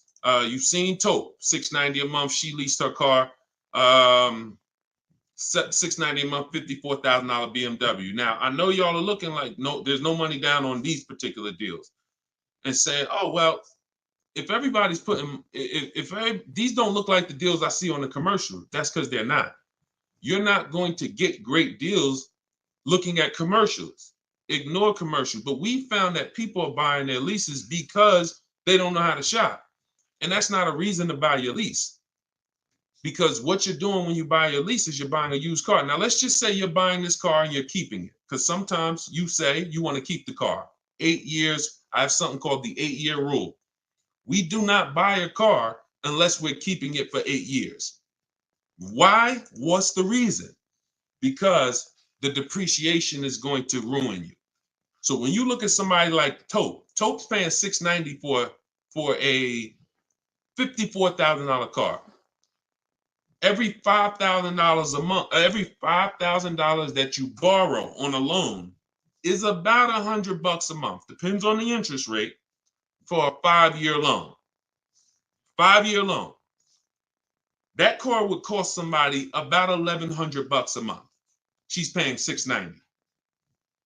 See what I'm saying? So when you look at the fact that that's probably what a used BMW payment would cost her, but she's driving a new one for that. So if we're not keeping our cars 8 years, this should be your mission. Shopping for a deal like this, not buying a used car that you've already been leasing for 3 years, and now you're about to put a loan on it for 5 or 6 years for the balance. Does that make sense? We are not tying up our time in cars. It's only two purposes. I'm going to get a great lease deal, or I'm going to buy a car I'm going to keep for 8, 9, 10, 12 years. That's it. I want to get you from being stuck in the middle. Go ahead, Dolan. Shoot the next one up. People stuck in the middle lose money. Long-term buyers don't lose money. Great lease deals don't lose money. It's those people, if you're stuck in the middle, you're the one losing the most money, and we got to get you from being stuck. Go ahead, Dolan. Shoot the next one and keep typing your questions, y'all. All right. This one's from Instagram. We purchased a car just under a year ago. Would like to release it and get something more suitable. Okay. Watch this. When you purchase a car, see, I'm always going to remind you of the unseen expense. When you see this, y'all know, if you've been on the show, if this is your first time on the show with me, type a 1 in the comment. Because I got to see if I'm refreshing people or if I'm actually teaching. First time. I don't want to say, if you're familiar with this, then you know this, when everybody on here, or most of you on here, are brand new. Okay, Susan, I see you. Justin, I see you. First time people, first time. Jay Malav, I see you. Okay, Sean, Go Entertainment, I see you. William, I see you. Christy, I see you. Okay, a lot of first time people on here. All right, so whenever you see me do this, picture, this is the unseen expense, depreciation. Let's explain this real quick. When you buy a car today for $30,000, what's that car worth tomorrow? For those of you who knew, you may not know, we got to type fast because I don't just talk at you, we have a dialogue. What's a car worth today? You buy a car today, what's it worth tomorrow? You bought it for $30,000. What's it worth tomorrow? Let's go. Could y'all keep tapping the screen on TikTok? Keep running those likes up. I appreciate it. As y'all tap that screen, y'all let TikTok know we having serious conversation over here. More people need to be here. Just keep tapping that screen, running those up. I appreciate y'all. Okay, so we got 29. That's not true, Sean Go Entertainment. But I want to let you know, you may have said that, but when you see the other answers, you'll understand. You buy a car today for 30, it is not worth 29 tomorrow. You lose about $3,000, $4,000 if you tried to go back and change that car. So this is answering this person's question who purchased a car just a year ago and would like to go and replace that car. $26,000, $24,000, $25,000. Depends on what the new market is. Depends on what this, but yes, you're going to lose probably 20% of the value in a day. In a day. In a year, you don't drive that car a year, you probably lose total of 20%. That's what you have to understand. You got to understand this car's value. I don't care what your payment is. Payment doesn't change the value of the asset. See, you've been taught, look at the payment. Get me out of this car, get me into this payment. That's why in the intro, some of you saw that video, the worst thing you could do in a car dealership. That video is really what introduced me to the world and letting people know payments can be manipulated, and we don't focus on payments. We want to focus on the asset, the value of the asset. So if you're buying a car, it's going down in value like this, whether you drive it or not. I give you a car today worth 30, you don't drive it 1 mile. Don't drive it 1 mile. I come up to you, I say, hey, Christy, I'm giving you this car. It's $30,000. Deshone, I don't need a car. I already have one. Yeah, but it's yours. Okay, I guess, but I can't drive it. All right, no problem. I come back a year later. You didn't drive that car 1 mile. Is it worth $30,000? Is it worth $30,000, y'all? Type fast. No. That's your intro to depreciation. So if you know that that car is going down in value, whether I drive it or not, what's happening when I drive it 12,000 miles? More, it's less, it's worth less, right? What's happening when I drive it 20,000 miles? It's worth less, right? Exactly. So you want to be aware of the depreciations, the unseen expense. So how the heck do we avoid the depreciation hit? One, you don't buy cars and replace them when they're losing the most value. You don't replace a car when it's losing its most value. Now, here's how you avoid the depreciation. You're going to keep long term. When you keep long term, so who has a car outside right now? You've had it for at least 8 years. Type me in the comments. If you have a car not at least 8 years, type me in the comments. Now watch this. I see you, Simply Cam. Okay, I see you, Rob. 9. Okay, I see you, William. I see you, Jay Malone. Okay, could everybody hit that share button if you're getting value out of what we're doing? If you've been on a broadcast, this is what we do. No one's having these conversations with you. Share, because your friend will be mad if they find out you've been listening to me, using this stuff, saving money, and you didn't tell them, and they out here getting killed. Tag one friend, they'll thank you. When you consider the fact that those of you who are on here who said, Deshone, I got a car out there, I've had it for 9 years, 10 years, a year from now, that car is going to be worth about what it's worth today. That means you won. That's the long-term purchase. That's the keeper. You got to ask yourself, step one in my book. Step one in my book is the most important question. My book is called Cars from Home, 7 Steps of Saving Time, Money, and Avoiding Dealerships. It's a digital book because I update it as the market changes. 7 steps.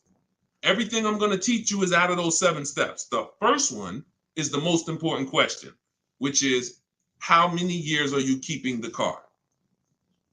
If your answer is 8, then I created something called the 8-year rule. You should be buying your cars because your goal is to get to the point where you're like these people that I just asked. The book is in my TikTok bio. Somebody said, where can you get the book? It's in my TikTok bio, 75% off for 30 minutes, which normally $97, but for everybody on here, you can get it for 75% off for 30 minutes in my TikTok or my Instagram bio, or you can go to deshonesbook.com in the comment section, or you can scan the QR code if you're watching us on TV. So you have to really focus, unseen expense. See, why do I have to spend more time educating you on the unseen expense? Because it's the unseen expense. When you just said, when you just did this math with me and said, Dad, I'm losing money, and I haven't been trained to see the money I'm losing. That's why you'll go buy a car and replace it in a year. Because they're switching your payments. They're not switching. They're not telling you the fact you lost $7,000 of value. They're just going to manipulate the loan, put you on a car payment you can afford, and get you to sign off on it. We're done. You're going to understand these numbers because cash buyers would never do this. Cash buyers, if you paid 30 for a car and you came back in 2 months and they said, look, we can only give you 24, you wouldn't do the deal. But payment buyers, you're the one they fool. You're the one who can't see the money. And that's why I have to teach you to see this. So this is where you want to be. Either I'm going to keep my car 8 years. Now, some of you said, well, Deshone, I'll buy used, so I don't have to take that depreciation. But I'm going to tell you something. Buying used is not going to, when you compare, that's not the solution. Buying used or new is for long-term people. 8+ years. Buy new if you can afford to buy new. Buy used if you want to knock 20, 30, 40, 50% off your purchase price and you don't need the latest and greatest. Doesn't change that if you're buying, you should be a long-term person. If you are not an 8-year person, you should be shopping for great lease deals. And I'm going to tell you why. Look at Danielle. Look at Danielle. Danielle leased an Audi, $44,000 fee. And I'm explaining to y'all why you've been taught, well, I'm going to buy used, so I ain't going to take that type of hit. But I'm going to tell you, I'm explaining something to you real quick on how that's not the answer. Leasing is the answer. She leased an Audi A3, $44,000 vehicle. She's paying $550 a month, and she gave her first payment. She said with her first payment down. Now we're going to not use down payment anymore as a term. We're going to start saying total out of pocket. We want to eliminate down payment. Down payments can be flipped up. Sometimes you say I'm going to put money down, they don't include your tax. So we like to use total out of pocket. But she gave him $550, she drove off. That vehicle, she's driving a brand new A3. Now I want you to picture this. Danielle pulls up to somebody who's driving the same exact car, but they bought it. Every $5,000, some of you know, is about how much a month. I talked about it a little while ago. Some of you might have seen the video where I said it. Every $5,000 on a purchase on a loan is about how much per month. Let's see if anybody knows. Okay. I can't wait too long. We got to type that $100. And again, I can't sit here and act like most of y'all aren't new to me. So I'm not going to assume you have even seen any of my previous broadcasts. So I'm just going to tell you the answers. Yes, Susan, $100. So it depends on the interest rate. 5-year loan, that vehicle right there, $44,000 will cost somebody about $950 a month. You see why we don't have to wonder why people have $1,000 car payments? It's not that hard to see. They're buying their cars. So now Danielle pulls up in her Audi. Let's stay with the scenario, right? Danielle pulls up in her Audi, 44. She's paying $550 a month. Somebody next to her pulls up in the same exact Audi, same exact car. They're paying $950 a month. Now, third person says, I buy a used one. And you can replace the Audi with anything. Doesn't matter. You could be a Rolls Royce. The scenarios are not going to change. Could be a Honda Accord. Somebody pulls up and they bought a used one. So instead of 44, let's say they got a good price on one. Say they bought one for about 28, 29. Found a good price one 3 years old. So they're pulling up in a 3-year-old one. And what I just say, every $5,000 is $100 a month. So what's their car payment if they paid 29? Almost 600. You see what I'm, so now let's just talk about what we're driving and what's coming out of our household so we can hammer this home. I'm not on the fence about leasing versus buying. And you have to get off the fence. We've seen enough scenarios where we know this is the case. One person, Danielle, got a great lease deal. She's paying $550 a month. Another person buying a brand new one, they're paying $950 a month. And they might take a longer loan. Oh, Deshone, I'm paying less. They might take a 6-year loan, and let's say they're paying $850. And then another person is driving a used one, and they're paying $600 a month. Not even a question. It's not even a question. Do y'all see what I'm talking about? 3 people driving the same car. Look at the differences. So depreciation and resale value is what you need to be aware of. These people think they win. That might have been you, Deshone. I'm the type, I bought my used cars and I keep switching them. Now, those 2 people who bought them, if they were keeping them 9, 10 years, that's a different story. It always goes back to the 8-year rule. Okay? You must understand, if I'm keeping 8 years or longer, I buy. If I'm not keeping 8 years, I shop for great lease deals. Not even a question. And you'll be mad. You're going to be mad when you find out how much money you've been missing. Some of you probably getting mad now. Dad, I was always taught don't lease. Well, those people owe you some money. Those people owe you some money because they've cost you thousands of dollars. Go ahead, Dolan. Shoot the next one up. TikTok, does my credit have to be top notch to purchase automobiles with 0 down? No, it doesn't. It needs to, listen, when you are, hang on 1 second, y'all. Hang on 1 second.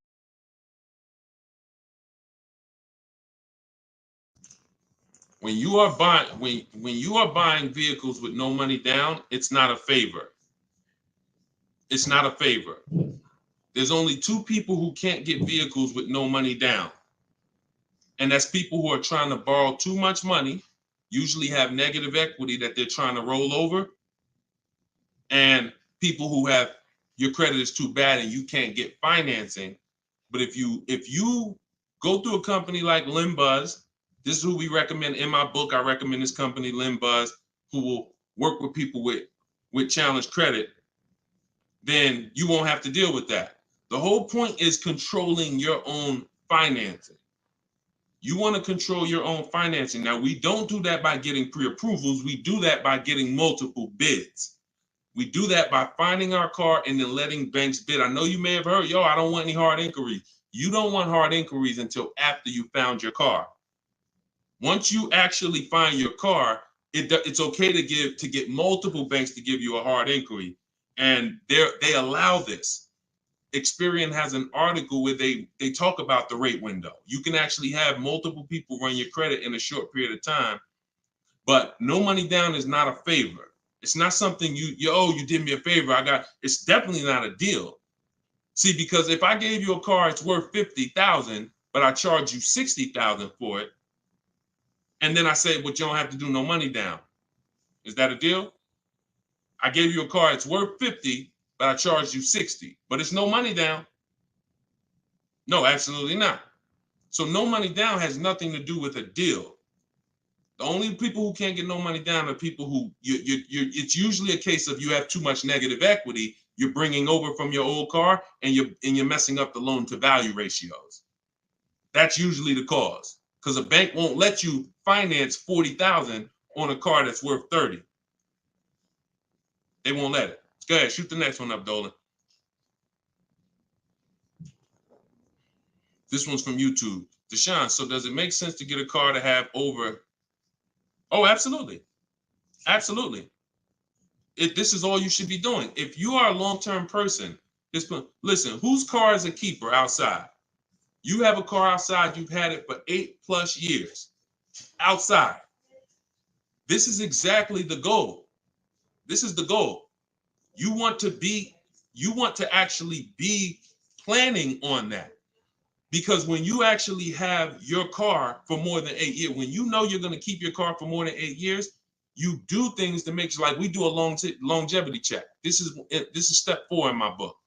One of the things we do when we know we're buying a car we're going to keep, we got to go to Google and we got to see what the data is on the car we're shopping for. It's very simple. I type in the year of the car. Very important. You can't just type in Nissan Sentra, longevity. You got to type in the year. And then you're going to type longevity to see what the actual data says on the car. We skim those websites. It'll tell us if the car has transmission issues. It'll tell us if people report that this car has, is reported to last not as long as most cars. So these are the things that we do when we know we're keeping a car 8 years. But if you're not thinking about this, then you're not going to do the things to guarantee, because you could have a goal to keep a car 8 years, and then the car you bought is not known for lasting that long, or is not known for, being reliable at 8 years. So that's why it's the most important question right up front. It's not just for leasing versus buying. It's for programming yourself that this is a long-term thing. I want to make sure I get the right car. I'm not going to get a car that doesn't satisfy my needs and my wants when I know I'm keeping it a decade. You understand? That's the whole thing. But absolutely, plenty of people on here keep cars more than 8 years. But there's plenty of people who don't. Those are the ones who need to stop buying and start leasing. This one's from YouTube. So question, if a person is almost done paying the loan, is it smart to sell it? Wait, hold on. I want to read this right. So if a person is almost done paying the loan, is it smart to sell it and buy new or keep? No, I wouldn't plan on we're mixed in the middle. How many years do you want to keep the car? How many years do you want to keep the car? If you're not keeping, it sounds to me like you're actually not a long-term person. And you should be leasing to begin with, because I used to get people who would walk into the dealership and they would say, "Hey, Deshone, is that the brand new one right there? That's the new model?" And I'm like, "Yeah, that's the new one, just came out." And they would say, "Okay, I got 2 more payments left, then I'm coming back to get that one." So what they were doing was paying off one car, waiting for the title. Literally, they just paid off a whole car, 5-6 year loan, and now they're about to start another loan.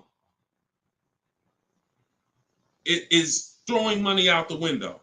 You could actually keep more money if you just opened up your window and threw thousands of dollars out. You would actually lose less money doing that than buying and paying off these cars and then going and starting new loans. Because again, the depreciation is killing you.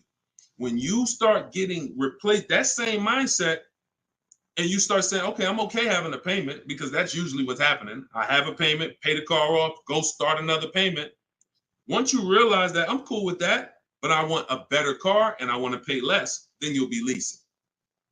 So I would tell you, it sounds like you're not an 8-year person, you're not a long-term person, and you should start shopping for leases, and you're going to save hundreds of dollars every month, and you'll have better cars because you don't have to drive cars that are out of warranty and be on your own.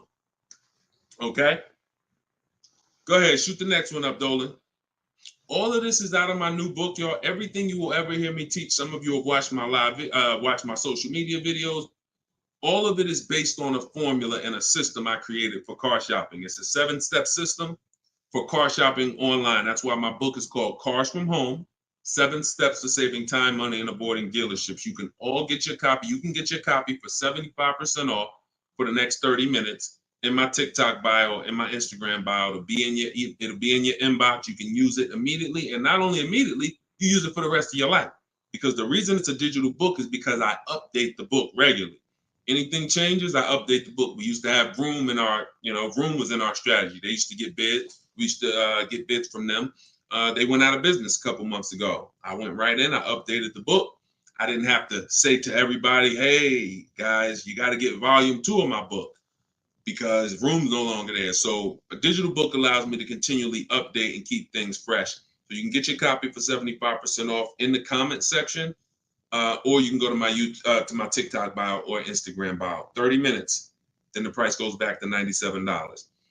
Eric Pitts, this one's from TikTok. Can I use the bidding to refinance a car loan? I have good credit now. 100%. 100%. They give you a window. Now, you should only need 2 days tops. You Google every single, and let's talk about refinancing. As many people bid as possible. You got a window of 14 to 45 days. You'll be way under that. It'll weigh as 1 inquiry when you finalize the loan. It'll weigh on your credit score as 1 inquiry. But you must do it because, y'all, why do you think there's companies that just want to loan us money? The money business is very lucrative. There's companies and banks and credit unions that only want to loan us money. They don't sell cars. That should be a hint. There's a lot of money in lending.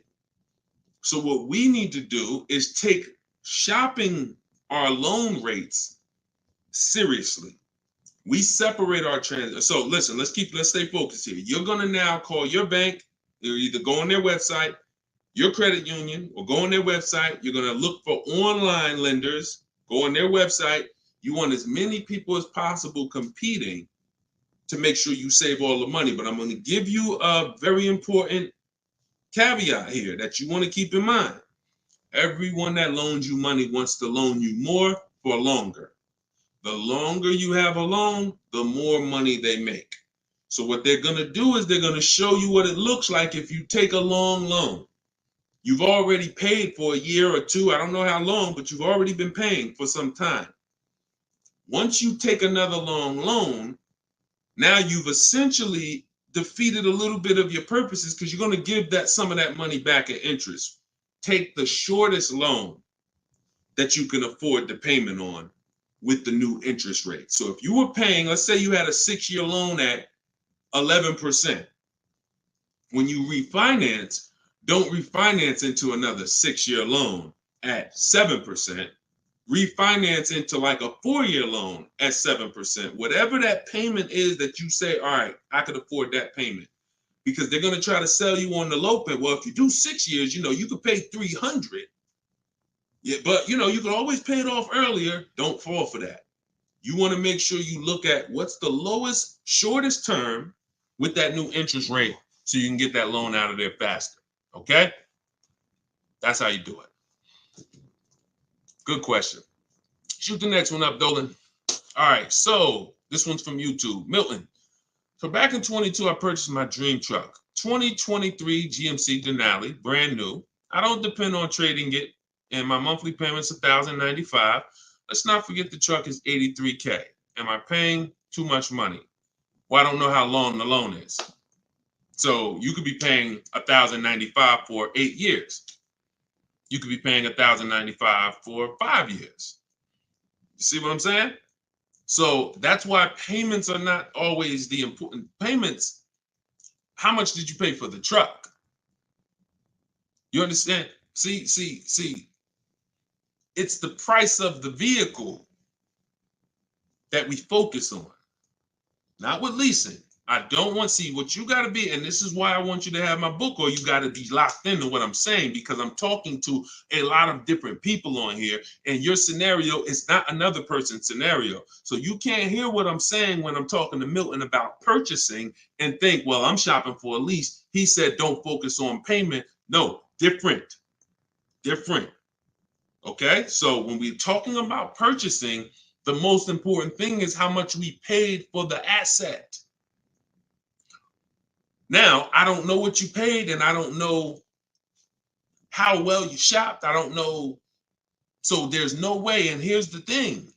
The way we buy cars is by design. We don't know. When you start getting bids, and it's done, I'm going to just assume, let's just say, I'm not going to look at your deal and dissect it, because I don't have enough information to do that. And plus, if the deal wasn't good, what good is it me what good is me? It's your dream truck. What good is it me? I mean, what good am I going to do telling you overpaid for it anyway? So let's not ask questions that could lead to hurt feelings and long-term remorse for our dream truck. But for the rest of you who are shopping, and for the future, because Milton, your family's going to shop, you're going to shop again in the future. The way you've been taught to shop guarantees you never have price assurance. Price assurance means I don't have to ever ask if I could have paid less, because I got bids. Negotiator. If you're not a good negotiator, type me in the comment section right now. Deshone, I'm not a good negotiator. I hate it. I don't like it. I'm an introvert. It's not for me. I feel like I always get the losing end of the stick. I just feel like, people take advantage of me. I'm too soft-spoken. Whatever reason. All right, Susan, I see you. All right, Christoph, I see you. All right, Jay, I see you. Okay, so when we look at negotiating, I'm a good negotiator. I did it for a living. But one thing I know about negotiating, why I will never shop this way, and I don't want you shopping this way, is because you cannot get price assurance. You can't guarantee you pay the least price when you're negotiating one-to-one. When you go into the supermarket and you see you're getting spaghetti sauce, there's 7-10 companies trying to sell you spaghetti sauce. They're all like, hey, hit me this week, Prego, I'm on sale. Vitellini, I'm on sale. Hey, Ragu, they're competing. Everyone competes for our business except car dealers. Everyone wants to compete. So the reason why we can spend money on these other items and we never have buyer's remorse is because we've seen so many options. Y'all get it? We've seen so many options. I knew I didn't overpay. If I told you right now, you got to go buy a 100-inch TV and you got to guarantee you don't overpay for it, you're going to be like, Deshone, I can do that.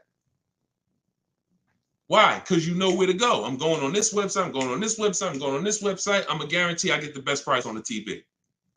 I'm telling you, bring that same thing to your car shopping.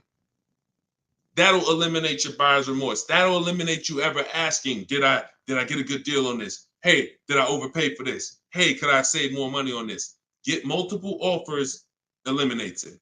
And there's no other way to eliminate it. Okay? So don't worry. I'm sure you did well, Milton.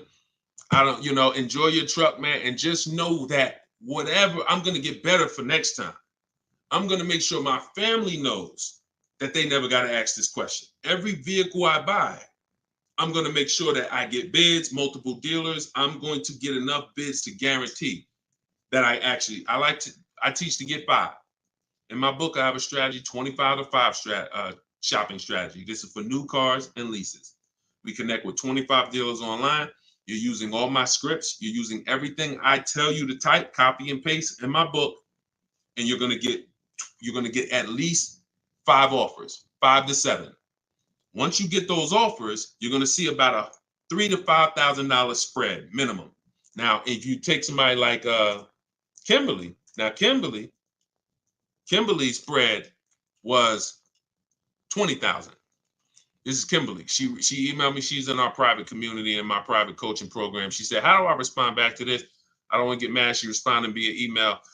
You see, the MSRP on that vehicle was $86,961. She got a Maserati. Selling price was $66,261. $20,000 discount.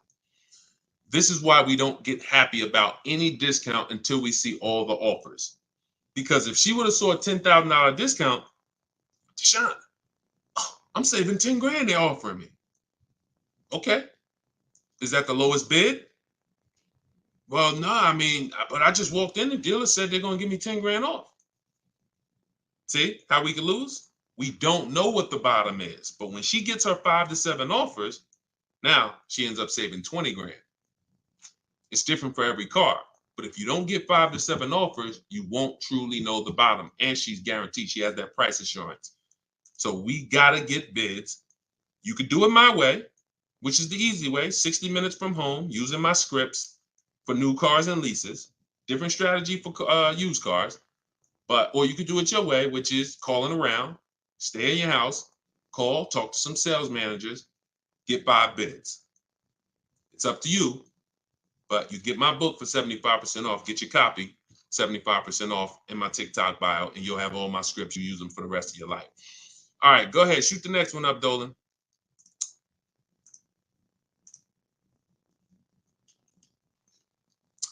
This one's from TikTok.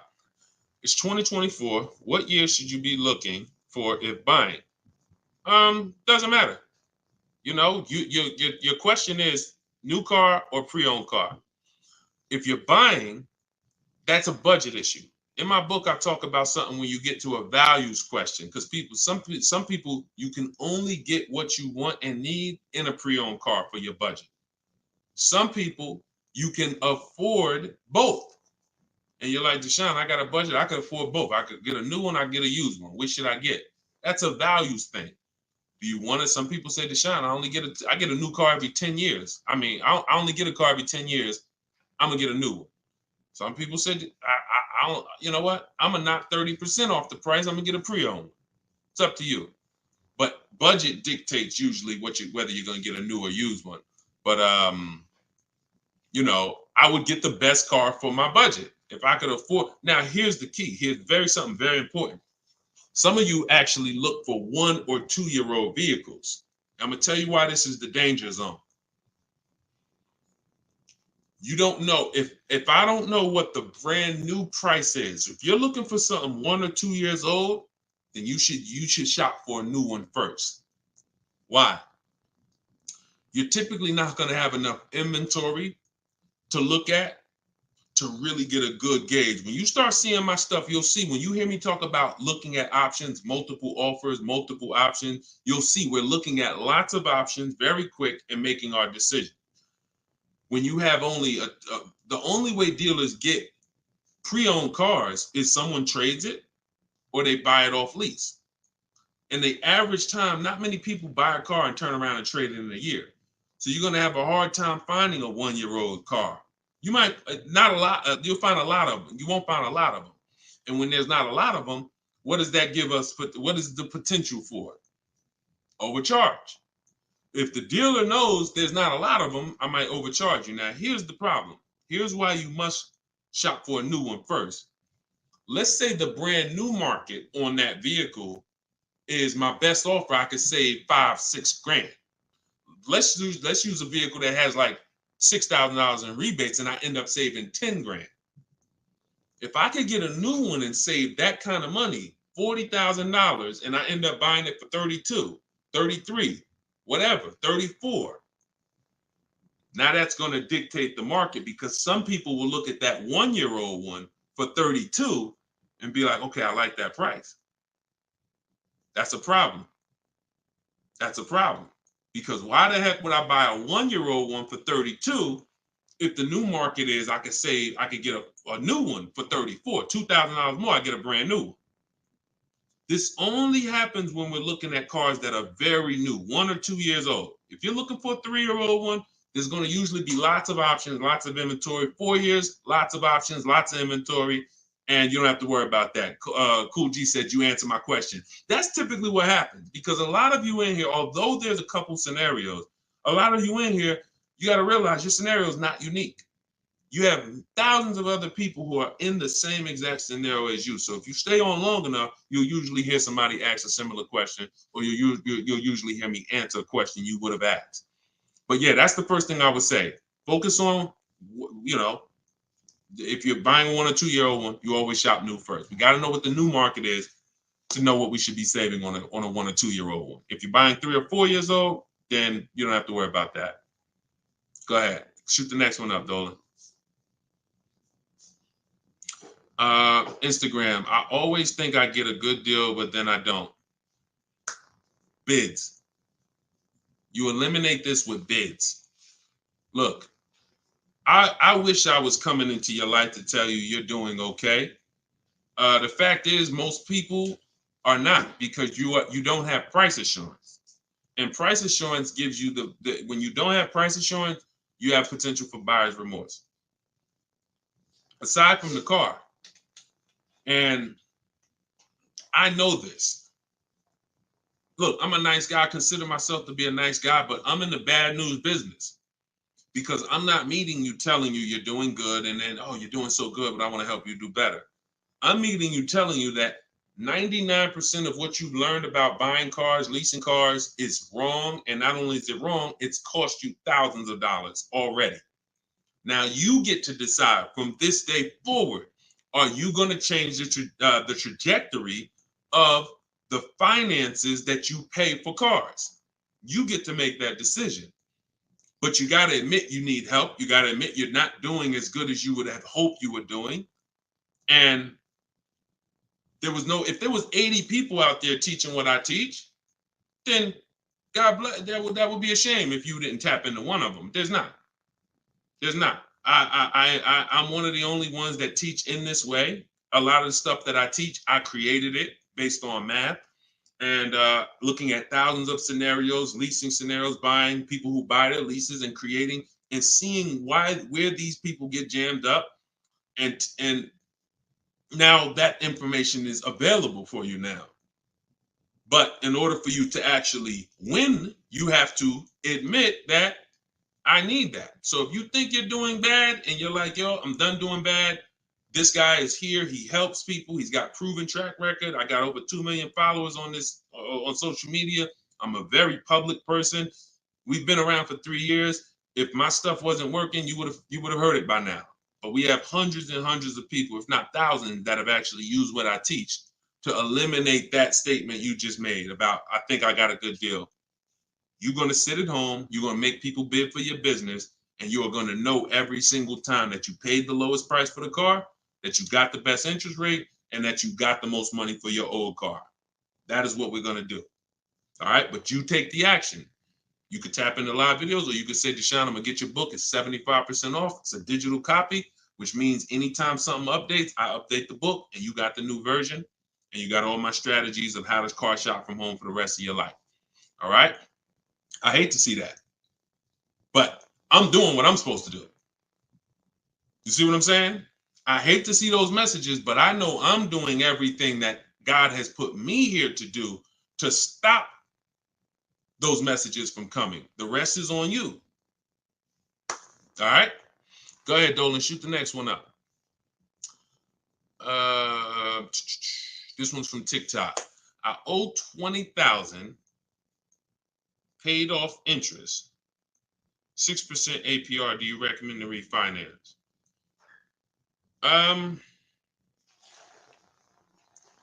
Depends on how low you could get.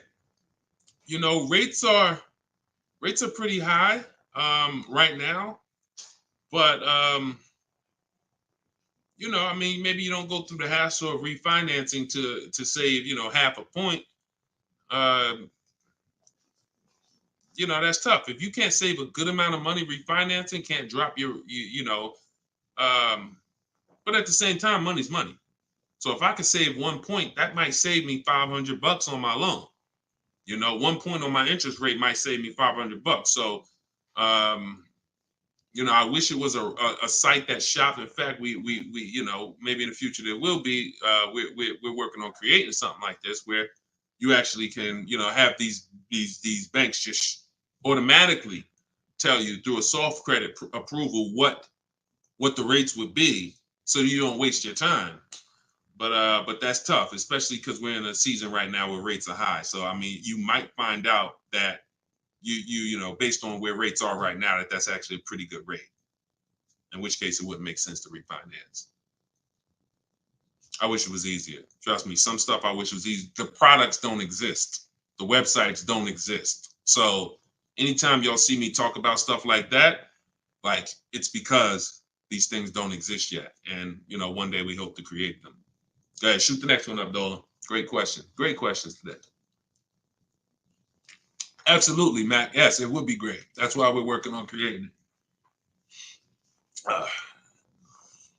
Okay. Yep. Come on, keep typing. We got a good we got a good amount of time left. We're going we'll probably stay on for another 15-20 minutes or so. When is the next time? Oh, when is the best time to purchase a car? Eric, I'm grateful for this information. My pleasure. That's what I'm doing. And listen, shit, look, could y'all run the likes up on TikTok? Tap the screen. If you're getting value out of this, before we answer this question, if you are getting value out of what we're talking about right now, type a $sign. Type a $sign if you're getting value out of what we're talking about. Y'all gotta understand something. Your people are out there suffering. They're losing. Look, in a nice way, I'm telling you, and you are saying to yourself, the more you hear me talk, the more you're saying to yourself, Dad, I've been doing this thing I've been doing this thing wrong. You were taught that. So you saying to yourself, if I haven't been doing half the stuff Deshone is talking about on this broadcast, I could only imagine how much money it's cost me. That's all going through your mind. That's fine. But you're in a place where you can now take action and change. Your friends are out there right now at car dealerships losing. This broadcast doesn't grow unless you tell them. Unless you tell your coworker, hey, you buying a car? Hey, you go to Deshone the Auto Advisor page. He does these live shows. Get your questions answered. This is where we have to get to. This is where we have to get to if we're going to really make a change besides, changing our own bank accounts. That's the goal, but then we go and we help others. So I'm glad to see a lot of people getting value. All right, so let's do this. Let's answer this question. This one's TikTok. When is the best time to purchase a car? So this is marketing. Marketing wants to tell you there's a best time to come in. Now, imagine you own a business where the customers are so trained that they come in the same time every month, no matter what. That's the end of the month. So the car business has, through years and years of marketing, told you the end of the month, the end of the year, best time to buy a car. Imagine that. You got a barbershop and everyone knows end of the month come in, you just get a line out the door.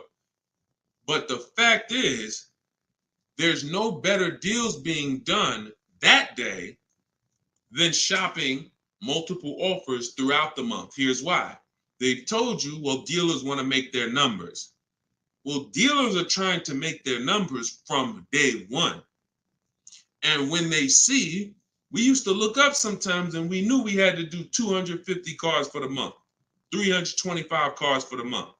We look at the books, it's the 9th of the month, we only got 30 cars sold. What do you think is happening? We're getting a little nervous. We're not pacing to hit our numbers. Opposite end, I've seen months where we are ahead of schedule. What does that mean? We might hit our numbers on the 27th of the month, the 26th of the month. It doesn't matter. The best dealers are trying to hit their numbers throughout the month. So when it's the 9th of the month and no one's in the dealership and no one sold the car today and it's daggone tumbleweeds going through the showroom and everyone's praying for a customer, What do you think happens when a person reaches out then and says, hey, I'm looking for a car? But marketing tells you otherwise. Marketing says no matter what, coming at the end of the month. So there is no best time to buy a car. Here's what I would tell you. There's a best time to be in the market. In my book, I teach something, and I always teach this: 2 dates. Your no later than date and your as soon as date. No, as soon as date is the soonest day you can accept a deal. The soonest date you can accept a deal, that we call that you're in the market. That's step 5 in my book. In the market, looking at offers on websites, ready to take an offer down if it looks good. If a bid comes in and it wins, we're in the market. We don't do that until we can accept an offer. Now, once that's done, once we've established our as soon as date, we need to ask ourselves, what is our no later than date? Your no later than date might be end of the year. You might be saying, I got a kid going to college. I got to get a car by the time they go in the fall. You might be saying, I get a car by end of this month. That's your no later than date. Now, the time in between those 2 dates, that's our leverage. Because this is how long you can say no. This is how long you can look at offers and say, no, sit at home, using the way I teach you. Look at used cars, look at the used car market. Look at the new car offers. Look at the lease bids you're going to get, the quote you're going to get.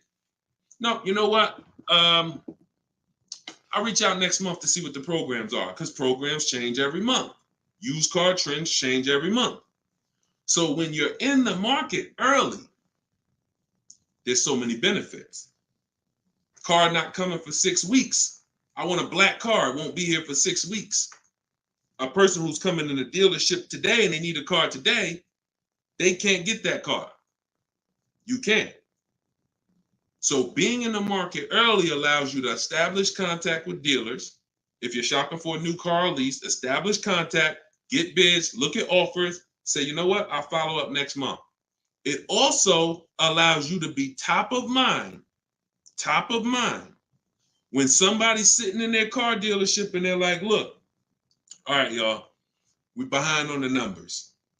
Anybody who makes us a reasonable offer today, we're accepting it. Now, every salesperson goes and looks at who they've been talking to, who couldn't get them to buy with the first offers. They couldn't get them to buy when they was trying to take shots. Now they're like, okay, hey, look, hey, Chris, man, are you still in the market? Look, I could do that deal now. Hey, we need a deal. See, when you take advantage of what I'm telling you and you start to understand these 2 dates, that's in my book, and that you'll hear me talk about, you'll understand that sometimes our best deal doesn't come in the first month.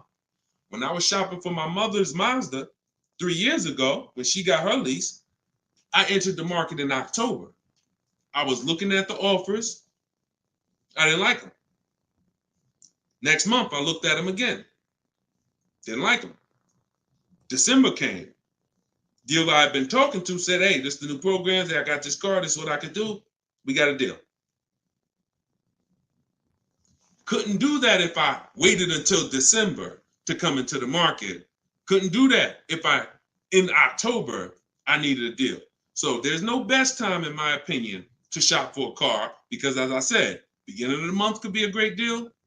End of the month could be great. Beginning of the year, when you're talking to multiple dealers, somebody's going to say, I need to sell a car immediately. That's why we do this from home. But the best way to buy a car, in my opinion, is to know these 2 dates and to use that time in between those 2 dates as your leverage to say no. All right? Look, I can't give you short answers. Look, I'm a put that one up. We're going to go to that question now. We're going to go to this one on Instagram now. But understand, this is why we have been losing short answers for major 5-figure items. Got to give you the long version. Because once you learn it, once you see, this is repetitive. Once you get one car, two cars using the cars from home strategy, you're going to see. See, that's why when the first time you use this stuff that's in my book, first time you use the car from home strategies, whether you're using them manually or whether you're like, Deshone, I want to use exactly what you say, your scripts, I want to do it your way, doesn't matter. Once you see, I do this over and over. Your first deal might take you 90 minutes, two hours, because you're just learning which websites to go to. We don't go, if you don't see me say go to this website, don't go to it. It's a waste of time. But once you see, you're gonna be like, okay, rinse and repeat. You'll go from getting cars in 2 hours to 90 minutes from home to 60 minutes from home to me, I can get any car I want. I can find out the best deal in 45 minutes. Copy and paste, copy and paste. My Infinity truck I got took me, once we decided what we want, I spent no more than 60 minutes online to make sure I got that vehicle, saved 42% off the price when it was new, 3 years old. So this doesn't take you long. That old way that you were programmed to use, that takes you a long time. That's headache. This is 60 minutes from home. That's what I want for you. Go ahead, shoot the next one up. Shoot that Instagram question up, Dolan. All right, how do I get quotes from car dealerships to take with me to take in my lease? I will be leasing another car. This is without having a credit check run. Yep, we never need a credit check to get quotes. Now, some people will tell you that. Now, if you're at home, then you'll see when you're at home, there's a script that I use when a dealer says they don't do something, and we require all our customers to be here to get a quote. Okay, well, I'm talking to a couple of dealers. No one else has said that. Should I remove you from the list? See what I'm saying? You're gonna see when you're using Deshone scripts, you saying what I would say. you see what I'm saying? So if you are in a dealership, I can't help you. I don't even want to even talk about that. I'm not going to tell you how to go, and it's like oil and water. Somebody called me back when I was first coming out the business and I was first starting this education business, and they said, Deshone, somebody told me to call you. I'm in this Toyota dealership, man. I'm trying to see how do I get the price down on this car? I said, get up and walk out. Get up and walk out. Because if you're in an 80% dealer, you can't, no matter how much they take off, you lose. The only way you're going to win is to sit at home. I can't tell you how to mix the old way of shopping where you have no leverage, where you have no price guarantees, where you leave, no matter what price you get, you always wonder, could I have done better? I can't tell you how to mix that with what I teach. But if you're willing to unlearn that and say, okay, that's what the car business taught me. That's what I learned it from my parents. That's what the car business taught my parents. But no, we're going to do this. I'm going to use what Deshone teach. This is a car salesman, 14 years. Now he's educating us from an insider standpoint. You come out of that and you sit at home and you call and you could do it manually. You could do it manually. I can't twist anybody's arm to get this book for $24. But if you're going to do it manually, realize there's people trained and you're going to talk to them, which means you got to be aware when you talk to them. That's why I say only ask for sales managers. Only ask for sales managers. Because if you try to do this with salespeople, some sales managers will make it hard, but you got a better shot. But you need to get 5 quotes. Doesn't change because 80% of dealers are overpriced. Now, my way, in my book, I teach something called the 25 to 5. It's all online. So we're contacting 25 dealers through their website, and we're having conversations with usually 7 to 10 of them, copy and paste scripts you're using, and you're keeping the conversation moving forward. Our first goal is to see who has a car I want. Before I even talk to you about anything, I want to see out of this 25 dealers who has a car I want. Second thing I'm going to do, once I identify who has a car, I'm going to request a quote. But I need to give them everything they need to quote me. I need to give them my zip code so they can run the tax. I need to give them what I do for a living to see if I qualify for any rebates. I need to give them what cars I have in my household, whether I own it, lease it, own it outright to see if I qualify for any rebates. I need to give them my my soon as date, my no later than date. This is all copy and paste in my book. So the reason why some of you have a hard time shopping online is because, one, you're dealing with trained people, and two, you don't know what information to give so that they could even give you a quote. So if you're giving, so my book, you're using copy and paste, and we're never talking about credit. It's not even a question. In fact, one of the things we say in one of my templates is assume tier one. So we're assuming tier one, getting our offers, and then we are not letting anyone run our credit. This is not just for leases. This is for everything. No one is running our credit until after we've agreed to buy something. We're telling them assume tier one. If I don't qualify for tier one later, we'll talk about that later. But I want to see the price. Tier one, I want to see the price. And that's what we do. But never let, if you only way you'll fall for that is if you're in dealerships. Oh, I need to run your credit. You know we can't give you a quote.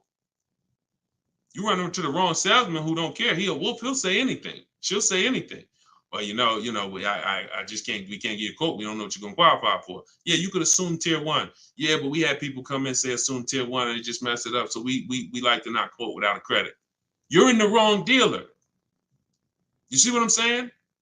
These people are by design. We're trying to run them out of business. When more people, this is why we're trying to get this broadcast out. Because until more people start shopping online, they're going to continue to do that stuff.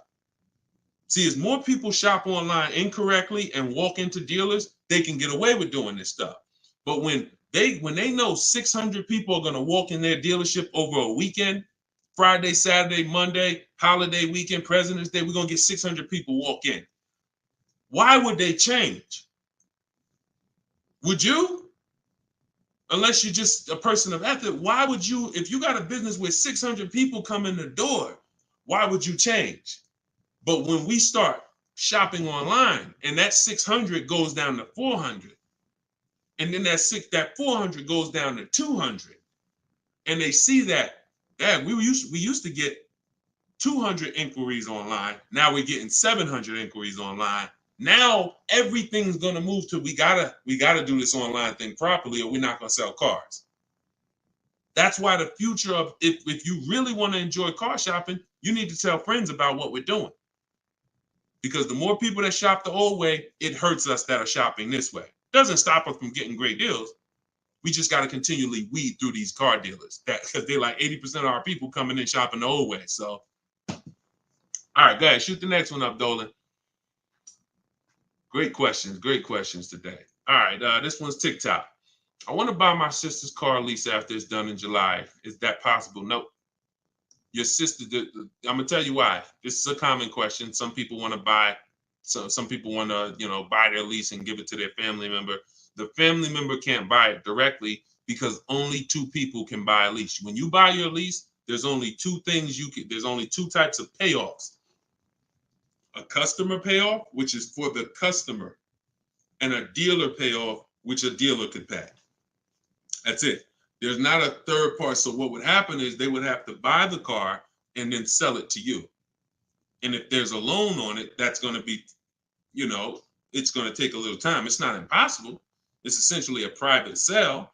They're buying it, paying the loan, going to buy the lease out, and then they're going to write up a purchase order, and you're going to get a loan. You're going to have to get you're going to essentially have to get a private party loan to buy that vehicle from them, when you could just go and learn to get your own great deal on a used car. See, why, if it was easy, then go do it. No problem. Buy my sister lease. But if I just told you that it's not easy, it's a lot easier for you to just learn to get your own great used car deal, then that's what you should be doing, in my opinion. Because that other way, I just told you what it's going to take. All right? Go ahead. Shoot the next one up, Dolan. All right. Keep them coming. We got a couple more minutes. Let's go. When will you be live again so I can inform my people? Mike, we're working on getting a link in my bio where you could actually just go to that link and get a notification. You'll see it on a calendar. Hopefully we'll have that by the end of the week. And you'll be able to just be aware. Right now, only the people on my email list are going to be notified. But yeah, hopefully in the next about a week. Hopefully in the next couple of days, we'll be able to have that. Where you'll be able to see the calendar and join. All right. So just stay close. Stay close. This is all stuff we're optimizing day by day. Every day we're optimizing this. So just stay close. All right. Go ahead. Go ahead, Dolan. All right. TikTok. What if I buy at a lower interest rate with a longer term, but make extra payments monthly? I mean, if you have the discipline to do that, I think if you, I teach something called the rule of 72 in the 10th birthday. What does that mean? We don't take a loan longer than 72 months under any circumstances, and we have the car paid off by the 10th birthday. So we're not going to take a car that,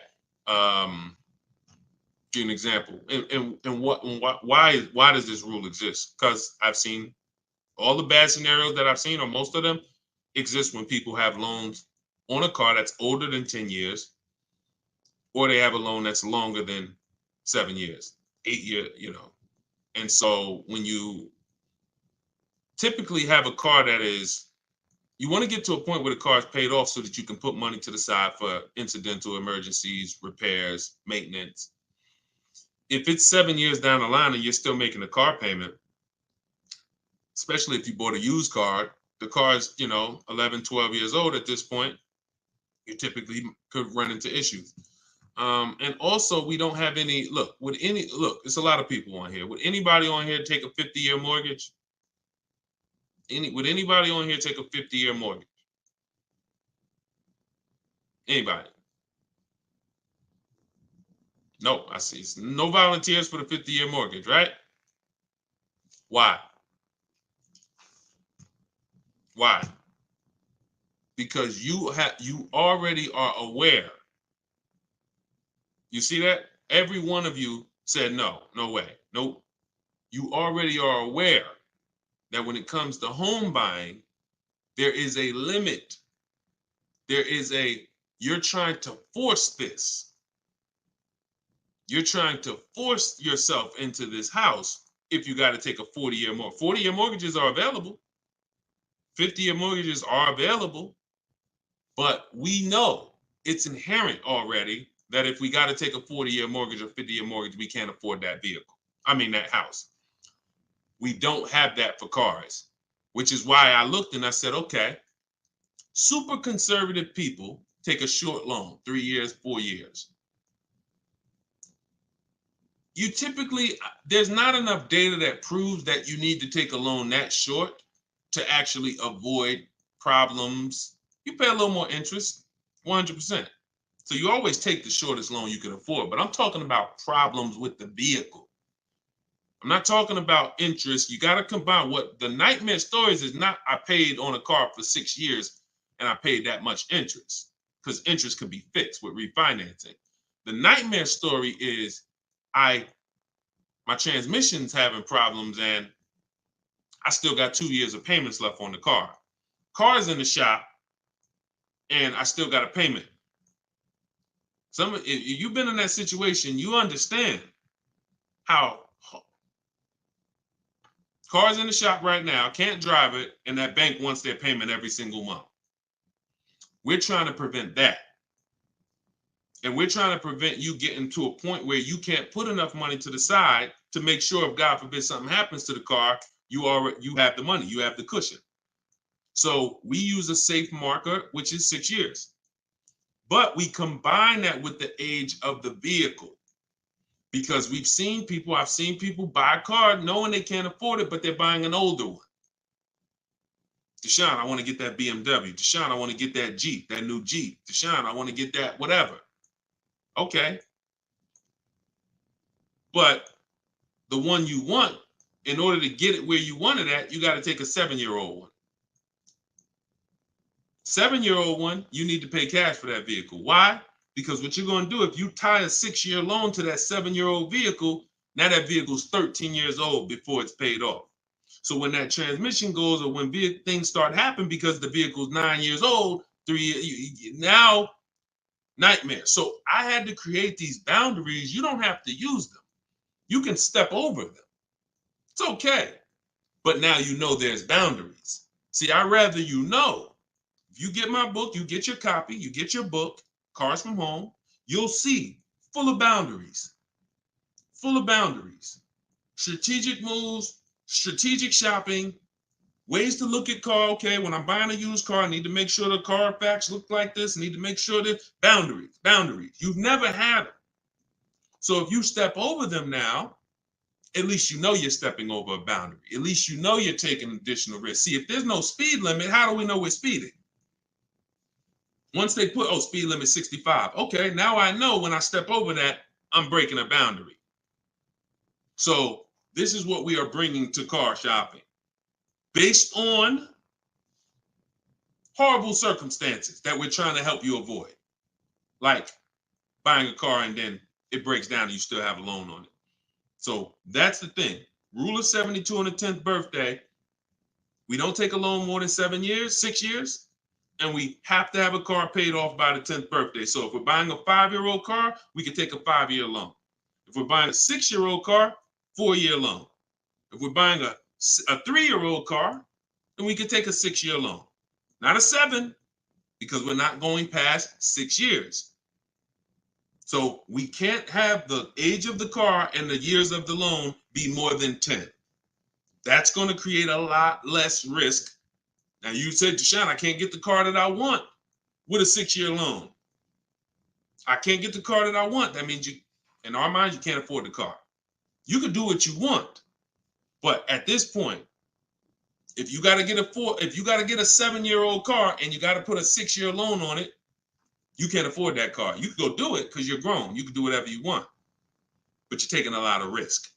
And that's all I want you to know. So if God forbid something happens, or if it doesn't happen, you're like, man, I made out.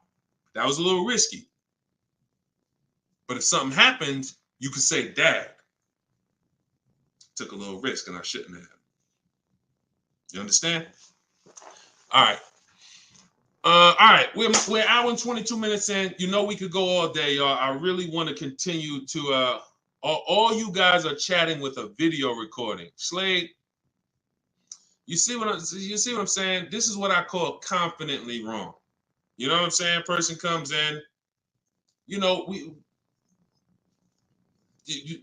look. How you feel, Slade? How you feel?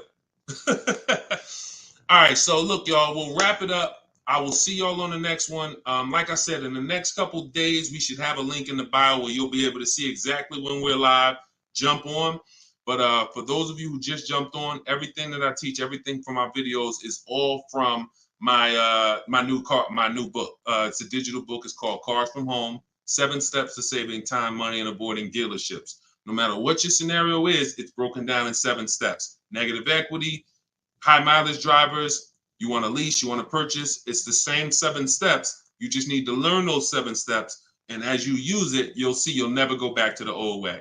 You'll never go back to the old way of shopping again. Once you start getting great deals in 60 minutes, 90 minutes from home, making people compete for your business, and you can get your copy for 75% off for 30 minutes. After that, it goes back up to $97. So you can go and you can actually click the link in my TikTok bio, grab your copy, or click the link in my Instagram bio, grab your copy, or you go to Deshone's book in the comment section, or scan the QR code.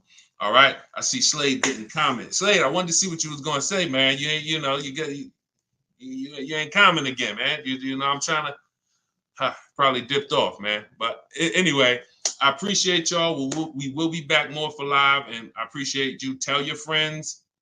Go watch Deshone's live broadcast, because we want to peel back the curtain, man. We need y'all saving money, all right? Let's keep unlearning, keep relearning. God bless you.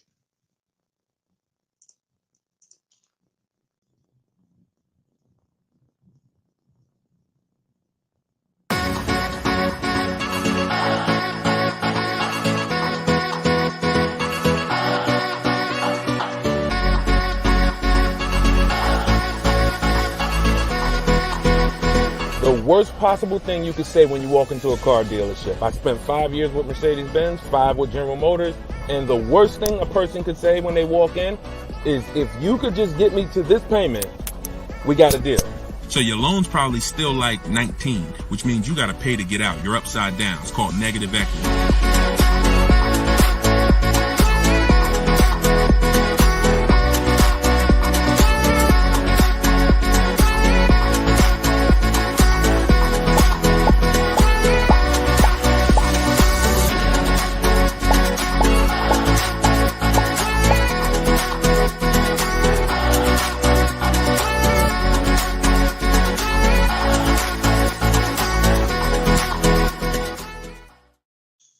welcome to episode 3 of Car Shopping Questions and Answers. I'm your host, Deshone the Auto Advisor. I am the author of Cars from Home, 7 Steps to Saving Time, Money, and Avoiding Dealerships. I'm also the creator of the Cars from Home video library and the Cars from Home Insider Coaching Program. We do these shows at 12 Eastern Time and 3 Eastern Time live, Monday, Tuesday, Thursday, and Friday. So you can tell your friends that's when I'm live. We do rebroadcast these shows throughout the day. So if you miss them, you could always catch the rebroadcast. But we're live right now on all 4 platforms. If you're on YouTube, please hit the like button and subscribe if you want to continually get the best car shopping information from an insider. I left the car business in 2020 after 14 years. And now what I do is show you how to car shop strategically from home and how to get great deals in as quick as 60 to 90 minutes. So start typing your questions. I got my man. I see you, Just Blaze. Great to see you. I see you, Alexia. I see you, Jesse. Start typing your questions. We're going to have my man Dolan, who's moderating in the background. He's going to bring all these questions in from all 4 platforms. So, oh, by the way, the show is sponsored by my new digital book, Cars from Home, 7 Steps to Saving Time, Money, and Avoiding Dealerships. You can get your copy for 75% off as part of our launch in my TikTok bio, in my Instagram bio, or you can click the link, Deshone's book, or scan the QR code. Let's throw that QR code up for them, Dolan, so they can actually see it if they're watching on a television. And let's get down to business. We're going to be here for about an hour. I'm going to try to get through as many questions as I possibly can. So whenever we get the first one, Dolan, you can throw it up on the screen and let's get busy. Shout out to the sharers too. I appreciate everybody who tags friends and invites people to the broadcast. We really appreciate you. Is there a different approach for no trading? I have a very old used car. Absolutely. So you can skip that step. So many of you know that step 2 in my process is to do an equity assessment, but that's only if you're replacing a car. The reason why you must do an equity assessment is because sometimes you'll find out your car either has equity or if it's paid off, it's worth a couple $1,000s, in which case that goes into your budgeting. Now, you might put that money in your bank account and make your new car deal with no money out of pocket, or you might choose to apply a portion of that or all of that to your next transaction. But what I don't want you to ever do is wait until you get to the dealership that you're going to get the car from and then let them be your first offer on your current car. So if you don't have a car that you're replacing, then you would simply skip that step. You wouldn't skip step 1, which is the most important question. This is when you're asking yourself how many years you're going to keep the car. But you skip step 2, the equity assessment, because you don't have a car. Now, in your case, if you have a very old car, you still probably want to list that car on Facebook Marketplace because it's still worth something, unless you just want to keep it around your household. But if you don't have a car to replace, then you would simply skip to the budgeting step. And in which case, when you decide whether you're buying or leasing, you would be moving towards your budgeting, whether you're leasing and assessing how much the car you're going for should lease for, or whether you are purchasing and you are budgeting to see how much car you could afford based on whether you're going to pay cash or based on whether you're going to get your loan. So that's just a step you skip. Great question though. Okay, go ahead, Dolan, shoot the next one up. Does MSRP include all of the dealer fees? No, it doesn't. MSRP on a new car. Could y'all keep running those likes up on TikTok? Welcome to the new people. Type your questions. We're live. It is like we're 100% live on Tuesday. So start typing your questions and we'll get to you guys. But start tapping the screen so we can shoot those likes up and let TikTok know that we're talking serious business over here. Thank y'all. I see y'all running them up. Okay. Does the MSRP include all dealer fees? So it depends on what dealer. Usually no, because 80% of dealers, as I say, we have about 8,000 people that we've worked with since 2021, between the people who've gotten my book and the people who've used the video library, the Cars from Home video library. We get people data from all around the country. And what we see is about 80% of dealers are overcharging you. whether they're not giving you the discounts that their competitors would give you, or whether they're marking the MSRP up with bogus fees that they will try to convince you need to pay if you want to buy from them. So the only way that, if you're talking about, like, let's say I'm shopping for, Toyota Highlander. When I'm looking at for example, let's say I'm shopping for a Toyota Highlander and I'm going to lease it. When I'm budgeting for a lease, our goal is to always assume about a 1.25% lease. So what I would do is I'd take that MSRP, let's say it's $48,000. I'd multiply that by 0.0125. That's going to be $600. $600 a month is what that vehicle should roundabout lease for when I find the best deal, which means one dealer beats all their competitors. And I'm not going to assume this to be the best deal, because we've had people who got 1% leases or 1.1% leases. We've also had people who get the best offer is going to be 1.4%. But what we're doing is we're using that middle portion. Some of you know 1.5 is the absolute max. You don't want to pay over 1.5. If I took that same vehicle, we'll do a lease scenario and then we'll do a purchase scenario. If you took 1.5 and you multiplied that by that same MSRP, now that's $720 a month. Above this, now we're paying too much for a vehicle we're going to be giving back. And the purpose of a lease is to avoid the natural depreciation that someone who's buying is going to take, and also to drive a lot of car for the money we're paying. So the lower percentage we pay relative to the MSRP, the better the deal. So everyone's going to charge different things. That's why we must get bids. We can't depend on a dealer who's going to say, oh, I'll honor the MSRP. And if I'm purchasing, then some dealers are going to not charge that same vehicle, that same $48,000 vehicle. Some dealers are going to charge $49,000 for it. Some dealers are going to charge $50,000 for it. Some dealers are going to charge $48,000 for it. And some dealers are going to charge less for it. We don't know who's who, which is why we must get bids. And part of what I teach is, and pretty much the gospel of what I teach is how to get bids online using dealers' websites so that we can sort for the best deal. We're not negotiating for the best deal. We are sorting. Good to see you, Yank. Even though you went a little left on the program yesterday, I saw you. But I'm here now. So go ahead, shoot the next question up, Dolan.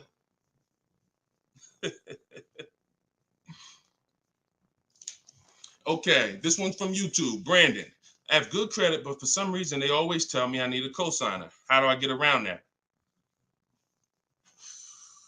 If you're purchasing, you want to control your financing first.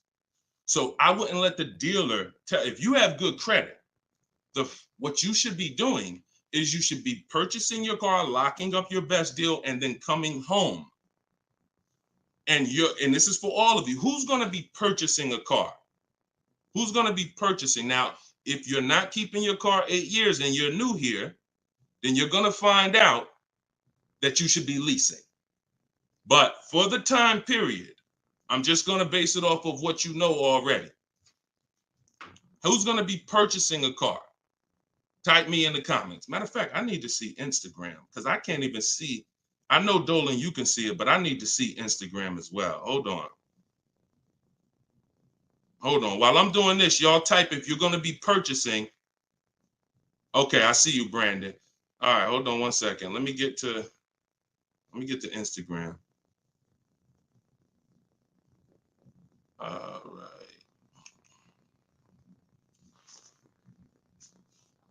Hold on, give me 1 second.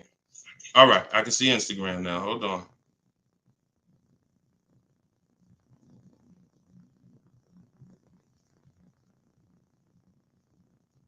Give me 2 seconds.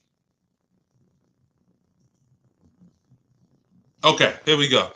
So if you're going to be purchasing, let me mute that.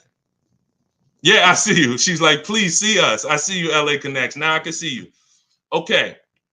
So if you're going to be purchasing, then what you're going to be doing is actually getting you're going to get your car. Do not let anyone touch your credit. No, this is for all cars, Crows. Just stay put. We talk about new cars, leases, and used cars. Stay put. Like, we got lots of people on 4 platforms. So you never want to let anyone touch your credit until you have already found your car. This is the mistake that you make, because dealers are going to try to get you to commit to them. And when they try to get you to commit to them, you have to be sharp enough to know, under no circumstances are you running my credit before you win the bid. Now, if you're doing it my way, you're not even in the dealer. But once you find your car, you are going to lock that car up. You're going to get a purchase order, a buyer's order. That's that long form receipt saying your information, the car, the price you paid for it, and you're going to take that home now.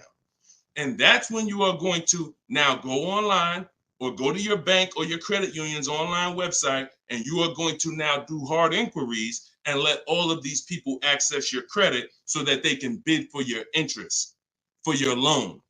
So we want to guarantee we don't pay more than we could have in interest in our loan. So you're going to bring that home. You're not going to let the dealer be your first option for financing. Once you do this, I call this the bank bidding war. Experian lets you do this. The credit bureaus let you do this.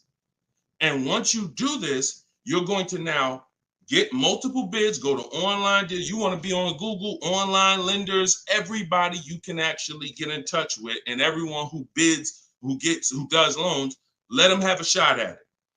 If you do this within the 2 days that I'm teaching you to do it, it's going to weigh on your credit like one hard inquiry. You'll see all the banks listed, but the effects on your score will be the same as one hard inquiry. This is called rate shopping.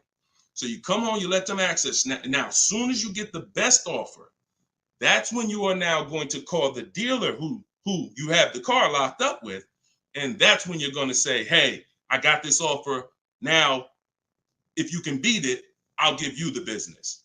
Okay? That's how you do it. That's how you guarantee. And if you look at that process, it'll work every single time. And your goal is to make sure you never leave any money on the table with a lender. And if you do that with the dealership first, you're going to leave money on the lender and on the table. And you're at their mercy. That's the bank bidding war. All right? Go ahead, shoot, and feel free to ask any follow-up questions. Go ahead, Dolan, shoot the next one up. This one's from Instagram. How do I get out of negative equity? There's 3 ways. 2 of them lead to a car, 1 of them don't. First is you do an equity assessment. The equity assessment is when you call the bank, find out your payoff. Once you get your payoff, you're going to go to, this will take you 20 to 25 minutes to do. Everybody who has negative equity, focus on this right now. You're going to go to CarMax.com, Driveway, Carvana, Kelly's Blue Book Instant Cash Offer. Do not use KellyBlueBook.com. Kelly Blue Book Instant Cash Offer. Our cars are only worth what someone's willing to cut us a check for. That's all they're worth. So these companies I'm giving you make you a cash offer. That's what we want. Kelly'sBlueBook.com. Instant cash offer.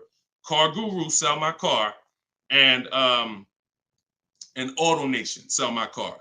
That's going to get you 6 offers. Now your best route to go is whatever your negative equity is based on those offers. If you can pay the difference, that's where you want to go. If your best offer is 21, but you owe 23, you want to pay that $2,000 and get out that car. Because the second route I'm about to tell you is going to give you a greater amount of negative equity. And then when you go to do this, you're going to see that you have less control. So your second route, if you can't pay the difference, is you must get the car from the dealer who actually you're buying the car from. You must give them your old car because you need them to wrap your loan. You need them to wrap that negative equity into your new car deal because you can't pay the difference. And 9 times out of 10, the car is not going to be worth to that dealer what it's worth to CarMax or Driveway or Carvana or one of these online bidders. So you'll find that your highest offer from the online bidders might be 21. Your highest offer from the dealer you're going to get your car from might be 19 because it's not worth that to them. So that's why I say plan A is pay the difference. Plan B is if you can't, you have to get your car from that dealer and ask them what to assess your car and see what it's worth to them because you need them to build it in. Now, if your negative equity is too much, if you have too much negative equity, then you're going to have a problem getting out because you're going to have you're going to mess up the loan to value ratio. You can't move 15 grand over on top of a $30,000 car and expect the bank to approve it. They're going to require you to put money, in which case you got to stay in that car. You either got to put the money down to get out, and if you know, or you got to stay in that car and pay down that balance. Those are the only two ways. And the cause of negative equity is you don't understand leasing. 9 times out of 10, I've been doing this since 2006. 90% of you who have negative equity, the cause is you don't understand leasing. In the next 2 days, I'm going to do a leasing versus buying class on this show. So make sure you are tapped in so that you can understand how much not understanding leasing has cost you already, and you can stop listening to this bad advice about leasing. Okay? All right, y'all. Listen, I'm not seeing the shares. I'm going to be honest with y'all. Y'all know I keep it straight. I'm a straight shooter. I'm a straight shooter. We live right now, and we talking about financial information that no one in this world is talking to you about at this particular time. It's not 20 Deshone the Auto Advisors out there. Tag somebody, invite somebody. Don't be selfish, okay? That's the problem. What got us into this problem is selfish car dealers. So if we're going to solve this problem and help people, we need to all participate, and we need to be inviting people to the show so that our friends a year from now don't come to you and be like, damn, man, I got this horrible car deal, man. And now you know that you were sitting on this show talking about how to get your great car deal, but you're not telling friends. So shout out to the sharers. I appreciate y'all. All right, go ahead. Shoot the next question up, Dolan. I see you, LA Connects. Appreciate you. Let's go. When I see leases advertised on TV or radio, why do they always have thousands do a signing? Well, this is a similar question. All right, Steve Phillips asked a question from TikTok, and then I see Dreamer asks about advertised leases that she sees that always require thousands down. So you always tell people how to customize your lease. You do not go into a dealer. If you first of all, we only go into a dealer to test drive. If you're shopping for a new car or a lease, you should only be in the dealer for 20 to 30 minutes, and your only purpose to be there is to test drive or to pick up your car because they won the bid. This is what I teach. This is all in my book, Cars from Home, 7 Steps to Saving Time, Money, and Avoiding Dealers. You can get your copy for 75% off in my TikTok bio, in my Instagram bio. It's a 7-step system for leasing, purchasing, new cars, used cars, everything. But part of this particular way, we shop. Shopping is not buying. And what the car business has taught you to do is mix the two into one. You go shopping to decide what you want. That's the purpose of shopping, y'all, to decide what you want. Deciding what you want is test driving, making sure your kids can fit in the car, making sure it has enough room, making sure it feels good. Once you decide what you want, now you're coming home and you are emailing them through their website, and you're going to request your offer. So you are not ever going to say, work me up a lease, Mr. Car Dealer. If you say work me up a lease, they're going to work you up a lease based on probably a couple thousand down, probably leave out the tax and the fees, and you're going to deal with that nightmare of traditional car shopping. You are always going to request your leases with no money down, zero. Now, I want y'all to remember this. We do not want to use this term anymore, down payment. We want to start using, remember this, and I want y'all to write it after I tell it to you. Total out of pocket. Total out of pocket. Or you could put TOP. All right? Everybody who's locked in, I want you to type TOP. Okay? Type TOP. I want to see the people that are locked in. If you've been in my master classes, we're about action here. We're not about casual nothing. No one's fighting for your money if you're not. No one, you're not going to casually save $5,000, $10,000 and avoid this if you're not locked in. Okay, type TOP. I see you, Dreamer. I see you, Daryl. I see you, Brittany. All right, I see you, Jay Buggs. All right, I see you, Patrice. I see you, Instagram. All right, Instagram and TikTok locked in. I don't see Facebook and YouTube locked in. I'm just telling y'all. I'm gonna start calling some of you out because you're not gonna win if you're not locked in. This is big money, and there's a $1 billion industry that is depending on you staying stuck in the old way you buy cars. So TOP, I see you. That's the term. No longer do you say down payment when you're talking to dealers.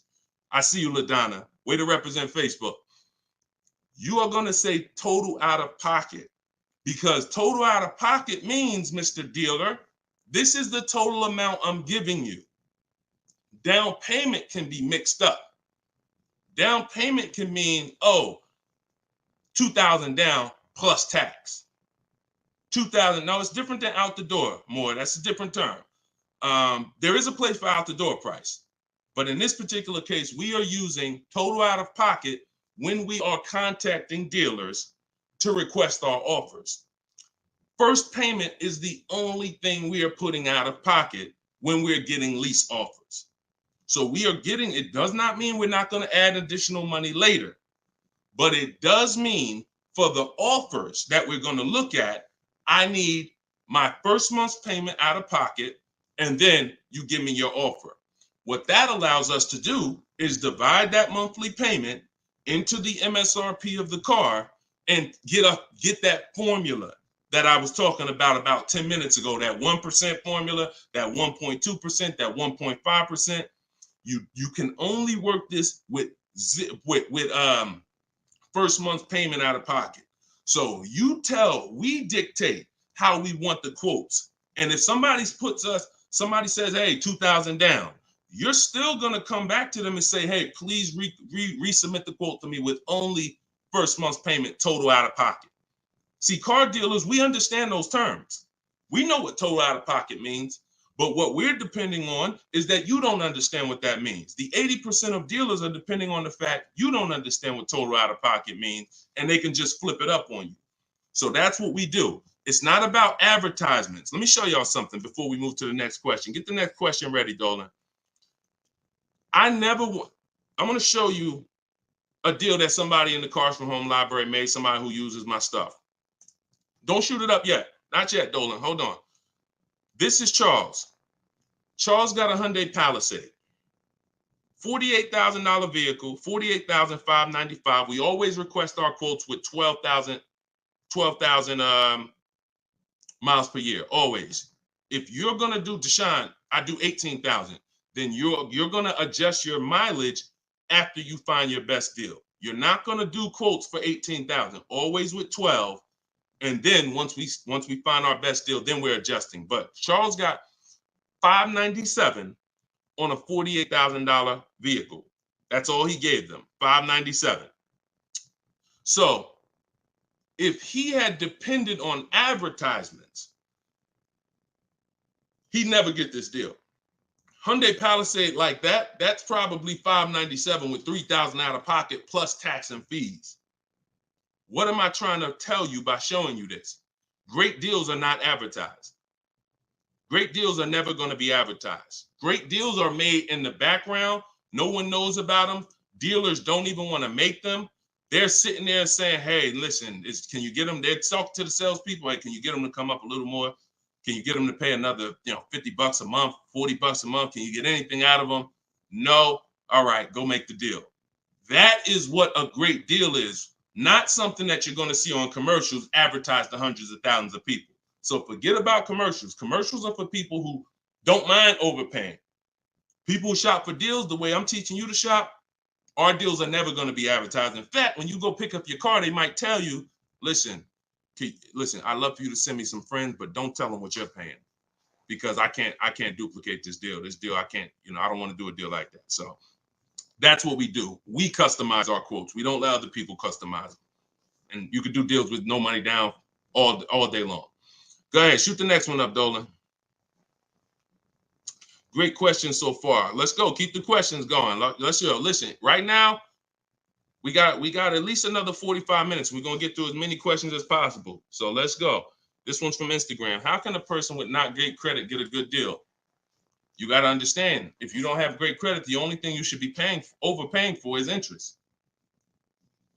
You got to separate your car from the loan. Your bad credit or your not perfect credit is between you and the person lending you money. Not between you and the dealer. Not between you and you're sitting around and you've been in a car dealer. Who's experienced this? Matter of fact, don't say if you've experienced this. But I know some of you have, and I know, millions of people have. You go in at 9 a.m. to the dealership, you find your car, you don't have great credit. Now you're sitting there and you're waiting for hours for them to get an approval. You see people driving out with their new cars. Some people saw you walk in with them at 9:30 a.m. They done left at 12, 1 o'clock with their car. You still there. This is mixing the car with the loan. We don't want to do that. You got to separate the car. So the car is one thing. That's why we always want to make sure we're getting the car at a great price. You shop independently. You use a company in my book, I recommend Limbuzz for people who don't have great credit. But Limbuzz is going to require you get a good deal on the car, because you can overpay for the car and then you can hurt your ability to get the loan because you're overpaying for the car. So you must make sure you are using strategy, shopping multiple offers. If you're shopping for a used car, we could talk about that depending on if somebody asked the question. If you're shopping for a new car, whatever you're shopping for, you must make sure that you find the dealer who's going to sell it to you lower than anyone else. Now, once you find that, you're going to independently have your financing. And if you don't have good credit right now, one of the companies I recommend is Limbuzz. And Limbuzz will usually approve people that a lot of people won't approve. They work with a lot of people who don't have good credit. And then your financing, if you pay 18% interest or 15% or whatever it's going to be, that's between you and the lender, not the dealer. Does that make sense? So we must separate our transactions if we're going to win. All right? We must separate. Go ahead. Shoot the next one up, Dolan. Oh, and one thing. Here we go. I need to purchase a car in less than 2 weeks. Trying to determine lease or purchase. Easy. Who wants to know beyond a shadow of a doubt whether they should lease a vehicle or purchase? Type me if you're just like, Deshone, I've heard this, I've heard that, but I really want to know what's best. All right, All right, I see you, Tavy. I see you, Veronica. I see you on TikTok. TikTok is commenting fast. I need Instagram. All right, I see you, Patrice. All right, I see you, The Well Life. Perfect. All right.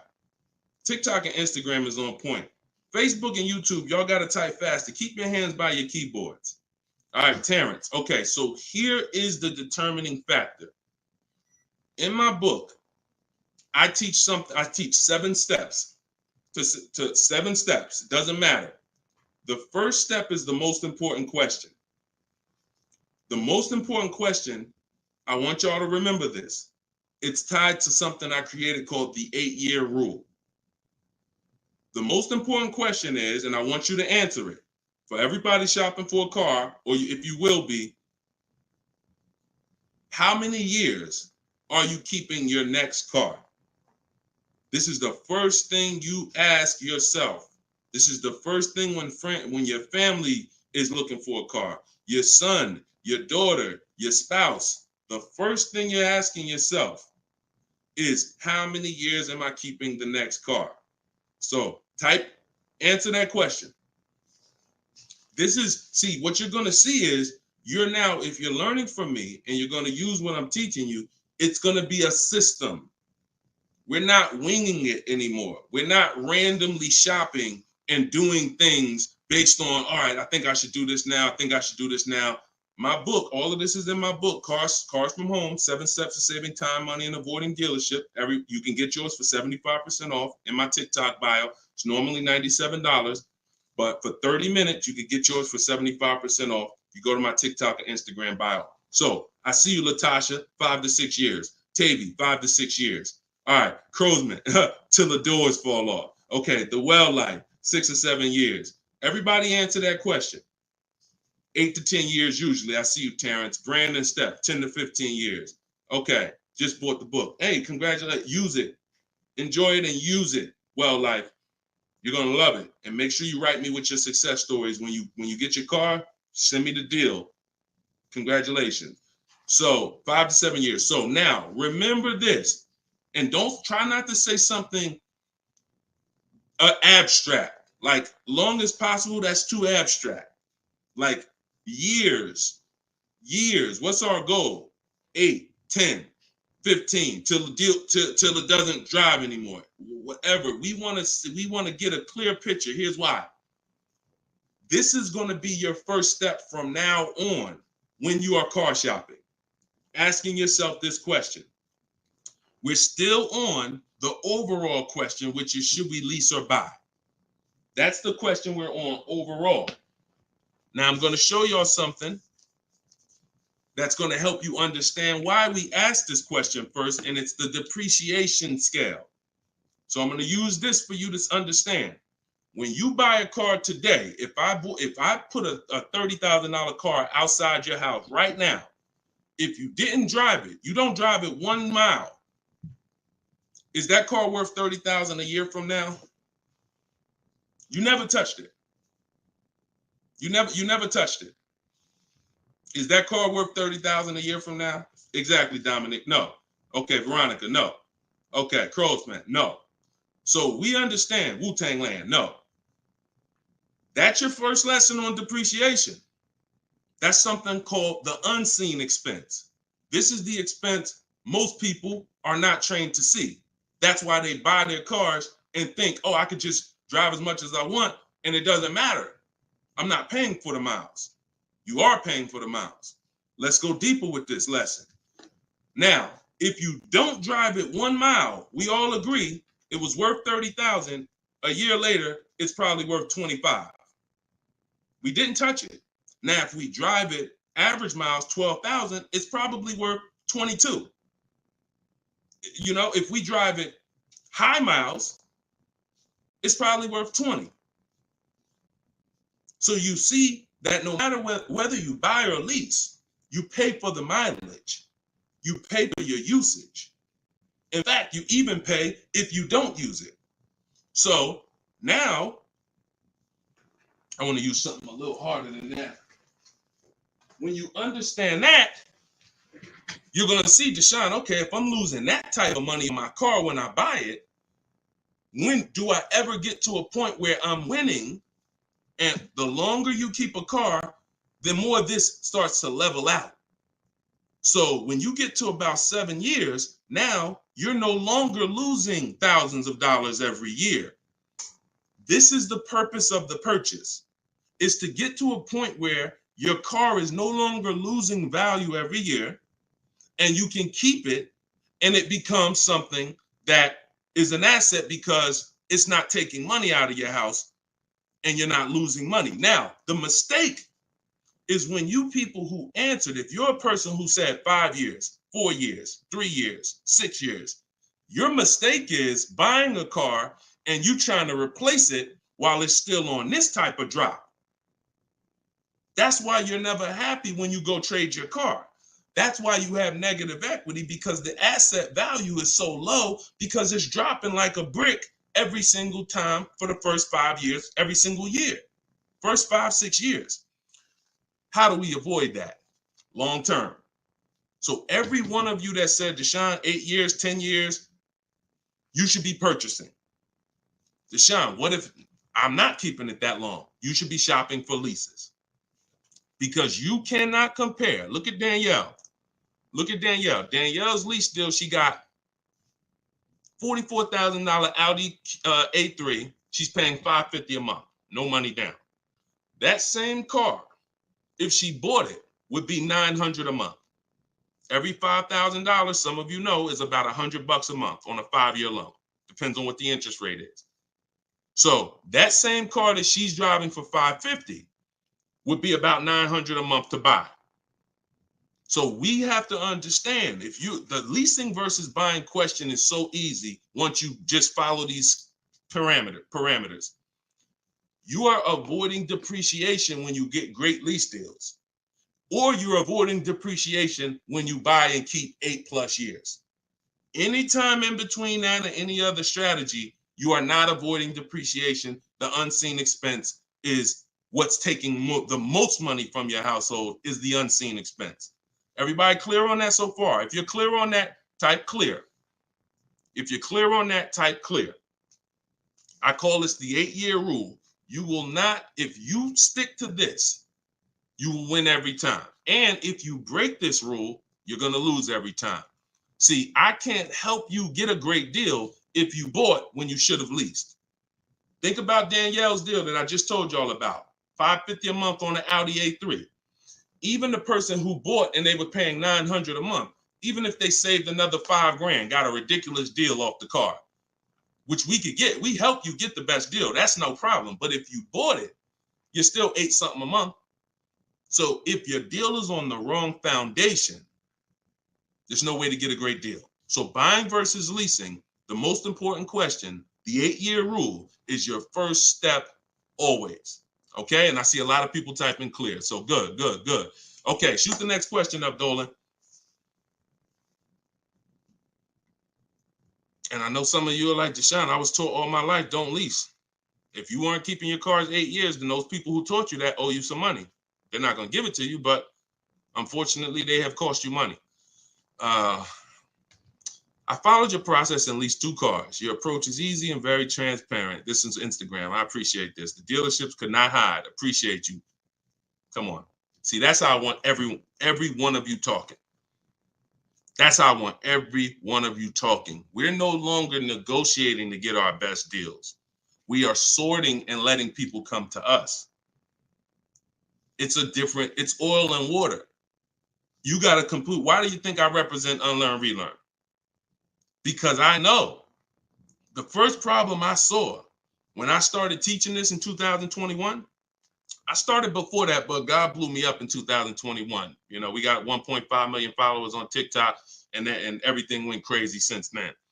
We teach, but I was like, oh, people got so much bad information that they got to unlearn.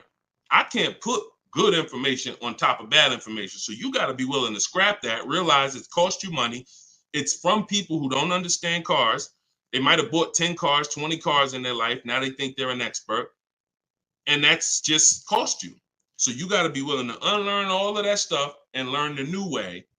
And that's what we do here. So I'm glad. Enjoy. I'm so glad you're empowered, Coach Booker T. You're empowered. And that's what I want for everybody. Go ahead, shoot the next one up, Dolan. I have a Jag and need to downsize. All right, we'll get to you. I see you on TikTok. I have a Jag and need to downsize. Thank you, Brandon. Appreciate all the gifts on TikTok. Could y'all keep running the screen, the likes up, tapping the screen? If you're spending time with us and you're going to spend a couple minutes with us, can y'all just every couple minutes just tap the screen, keep shooting those likes up? We get TikTok's attention. We let them know we talking about things over here that more people need to hear. So appreciate all of you. I see you already. All right, this one's from TikTok. How long can you keep a car when you lease? Asking with miles. 3 years. 3 years. We don't do 4-year lease deals. Stay away from 4-year lease deals. When you are getting your offers, and we do this online, so we go direct to the dealer site. We don't go through a third party because they pay for those leads. We don't want anything that drives the cost up when it comes to us. We go direct to the dealer's websites. In my book, I have a link to all the dealer's websites. I teach you how to do a radius search, and it takes about 15 minutes to contact 25 dealers, because when we shop for new cars and leases, we use something I created called the 25 to 5 strategy. So we're going to connect with 25 dealers online. and then we're going to get 5 to 7 quotes from that. So we're going direct to the dealer's website. That also allows us to shop out of 25 dealers' inventories, because 1 or 2 dealers is not enough. They might not have what you're looking for. Now you're at the mercy of who has what you're looking for. When we connect with 25, we're typically going to be able to get 5 to 7 offers from that. So this takes about 15. It just takes about 15 minutes. But we don't want to, like I said about 10 minutes ago, we dictate how we want our leases customized. And our leases are always first payment out of pocket, total out of pocket, first payment, 12,000 miles per year. And then we are, we're doing 12,000. And once someone wins the bid, out of those 5 to 7 offers, you're going to see, again, like I said, between the Cars from Home book, between the Cars from Home video library, and between my coaching program, we've done this with about 8,000 people since 2021. I can tell you we have enough data to tell you this is how it goes. Once you get 5 to 7 offers, you're going to see at least $150 to $200 difference from your best offer to your worst offer. That proves, that's why I say 80% of dealers are overpriced. So once you see that bid, you're going to, but we dictate that 3 years. We don't let people present leases to us. We tell them, this is how I want the lease. And if anyone suggests a 4-year lease, even a 3.5-year lease is too long, because you're eliminating the benefits of leasing, which is switching cars every 3 years. I want the latest and greatest. I want to pay the pennies on the dollar compared to someone purchasing, and I want to be able to switch cars, and most of the time be under warranty, depending on what brand you're shopping for. If you're shopping Chevy, if you're shopping Ford, if you're shopping most brands with a 3-year bumper-to-bumper warranty, once you go 3.5, once you go 4, you're out of warranty. So I don't even like going 3.5. If it's a ridiculous deal for 3.5, maybe, but I'm typically 3 years, 39 months, maybe, and that's in my template. We'll do 3 or 39 months. 2-year lease deals are rare. You don't really see great 2-year lease deals. But if a manufacturer has it, then a dealer would tell you. When we contact them, they'll tell, hey, we got a great 2-year lease deal. Are you open to that? Yeah, we're open to 2, but we're not open to going longer than 39 months. We're paying too long on a car we're giving back. Go ahead, shoot the next one up, Dolan. Great question. All right, I see you. Perfect. Great questions. All right, Facebook. What's the best credit score to have when looking for a good deal on a brand new car? It's no way to dictate that. All you can do is now, if you're at a point where your credit is in that fair range, which is in that low 6s, mid 6s, then I would tell you, if you can, get yourself up to close to 7, get yourself up to 680, 690, 700, because that fair range is but that's really mostly with leases. But even even if you look, some of you are homeowners. When you buy a house, we're trying to get our credit to wherever it needs to be. If it's not there from the get-go, realtors will tell you, get your credit here so that you can get a mortgage. If you have the luxury of time, then sure, work on it. But our process, the bank bidding war process, eliminates the need for you to actually do this, because what it's going to do is going to, no matter where you find yourself at, you're going to get so many bids, you're going to make sure that whatever the best loan was that you could qualify for, you got it. I talked about the bank bidding war at the beginning of the show. So y'all know, if you're on YouTube, watch the replay, rewind it, watch the replay. We are live at 12 and 3 p.m., y'all. We're doing Monday, Tuesday, Thursday, Friday, 12 p.m., 3 p.m. We are live. Actually live, but throughout the day we rebroadcast these shows so that more people can see them. But in any time outside of that, I want you to go back and watch the replay if we answer something that you ask. And you want to find out, if you get the book, you'll see the bank bidding war that I send out with the book. That's how we get banks and credit unions to bid for our loan. But I explained it earlier in the show. All right, shoot the next one up, Dolan. All right. This one, show enough from YouTube. Quick question: would you pay $9,000 for an SUV with $164,000 on the dash? It's a 2014. All right, so great YouTube name and picture. Shout out to the Last Dragon. No. Well, look, it's car specific. When we shop for used cars, who's going to be shopping for a used car? Type a letter U. I want y'all to listen up. We use a process called the multiple marketplace strategy. This is in my, now I told y'all, our process for shopping for new cars is, or new cars and leases, is the 25-5. Our process for shopping for used cars is the multiple marketplace strategy, because we want to be on every marketplace that has a car. And there's 8 of them: Driveway, Carvana, CarMax, Carfax.com, Car Gurus, AutoNation, Cars.com, eBay Motors, and I'm missing one. These all have different inventory. Now, some of the inventory is the same. I've seen times where you go on you go on Auto Trader, and the price hasn't been updated, but you go on Car Gurus and the price has been updated. So there's a car for 36. Same car on Auto Traders is 34. So you must be on all marketplaces. But then there's a process that we use to sort down to get a quality car. First thing we're going to do is, if you are aiming for a car, you need to do a longevity check and a reliability check. This takes 5 minutes. We type in the year, make, model into Google, reliability, and we skim those first couple articles. If you see a bunch of stuff that says questionable reliability, 7 out of 10, 6.5 out of 10, that's enough to eliminate the car, in my opinion. After you type in reliability, and look, my whole process for shopping takes 60 to 90 minutes. So everything I'm telling you to do are 5-minute things, 20-minute things, 15-minute things. We do this right from home. That's why the book is called Cars from Home: 7 Steps to Saving Time, Money, and Avoiding Dealerships. So now, once you do reliability, now you're going to do longevity. Longevity is going to tell you what the data says about that car long term.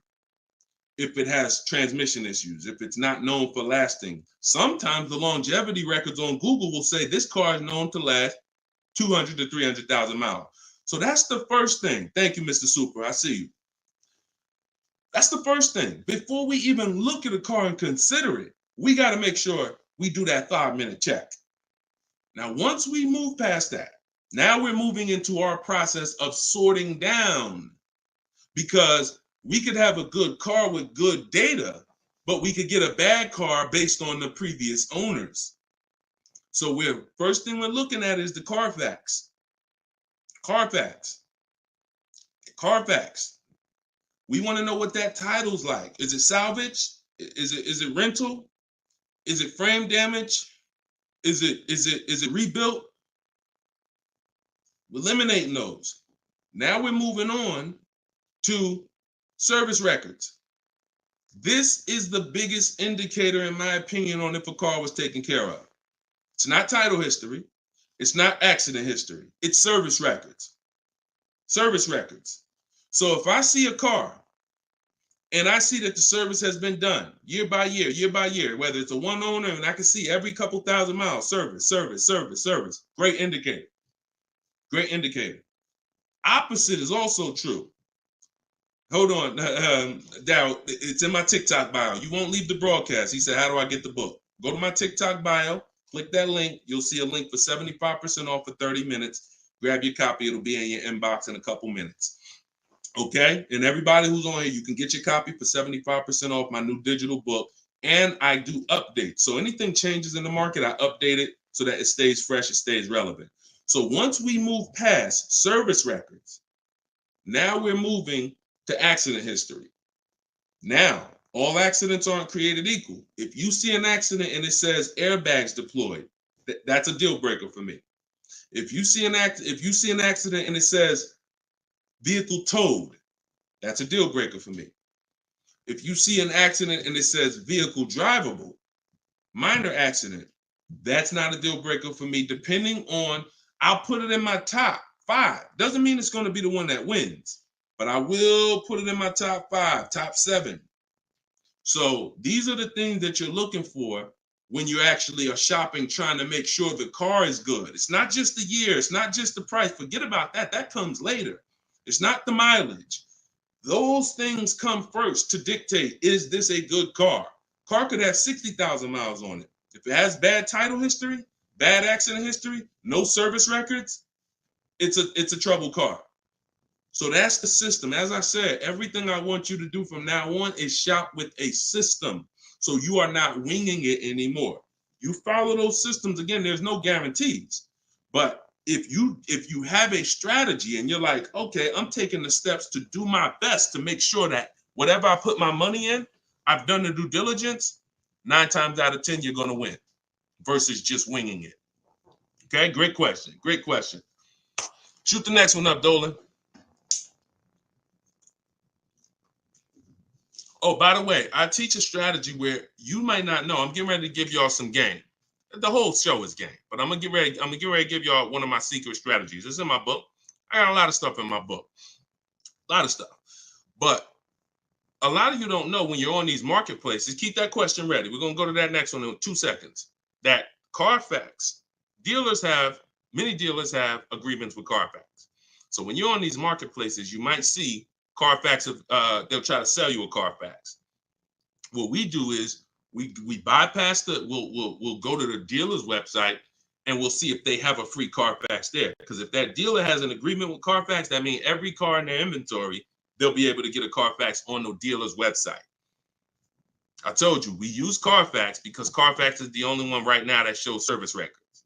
The other auto check does not show service records. And I will not buy a car, and I would not suggest you ever buy a car without seeing service records. All right? That's what we do. Go ahead, shoot the next one up, Dolan. What does residual amount mean? Well, that's the amount that okay, so let's say when you lease, there's a percentage you pay for, and there's a back-end percentage. The back-end percentage is what they want the car back for, and they're going to sell it and, make money. Now, we'll see if we can sell it. We always see if we can sell a lease, if we can make money. We do an equity assessment at the end, but the residual amount, let's just say the car is broken into 2 halves. 40% is what you're going to pay for, and you're going to pay interest on that 40%. And then the 60% is what's left, and that goes back. That's what happens when the dealer comes back. That's when you give it back to the bank, not the dealership. That doesn't matter to us. We do not shop based on residual values, money factors. We do not shop based on that. We get bids because we can't control that. I've had people in the years come in, Wall Street finance guys come in with their finance calculators, asking me the money factor. And when I give them the money factor, we're converting it to an interest rate multiplied by 2,400. And they're like, okay, they're doing all this math and it's not going to help them because all they're doing is one-to-one negotiating. You don't get your best deal doing one-to-one negotiating. You get your best deal by making multiple dealers submit offers and bids. So you can know the residual all you want. You don't know the rebates. What if there's no rebates? You don't know that. You don't know you don't know if I'm an 80% dealer and I'm not going to discount, or I'm going to mark my car price up $2,000 and then take off that $2,000 and make you think you won. But all I did was take off the $2,000 that I was overcharging anyway. So you don't know who you're dealing with. That's why one-to-one never works. Sitting at home and getting bids from at least 5 dealers. My way is the 25-to-5. We're going to connect with 25 dealers online on their website, send them my template. You can send them an email, letting them know what you want. In my book, I have links to my templates. In my video library, you're using all my stuff and you're not talking. We connect with 25 and we're looking to get 5 to 7 offers. That's the only thing we can control. We can't control the residual amount. We can't control the money factor. We don't shop like that. It's not going to help you. In fact, it'll slow you down and it'll hurt you because you're overanalyzing things that don't even matter. And trust me, I love numbers. I love numbers. I was in calculus in 11th grade, so I can do this stuff in my daggone sleep. But what I don't want is to teach you to do that because I don't do that. It doesn't take that. None of these people that you see, look, when you see Eddie, matter of fact, he bought, hold on. When you see, look, let me show you Benita. Benita in the middle of the pandemic. The reason why I always show Benita is because in the middle of the pandemic, She got a Kia Telluride when people were paying $5-10 grand over sticker form. Kia Telluride, $600 a month, 36 months. She drove out. It's like a $46,000 vehicle. People were paying $800 a month. Some of you may know somebody who's leasing a Kia Telluride that they got during the pandemic. If they didn't put money down, they're paying $800 a month, $700 something a month, minimum. Now, one thing people will never tell you though is the money they put down. So don't even ask them, because people tell you, oh, I'm paying $600 a month myself. They'll never tell you they put $4,000 down though. Never.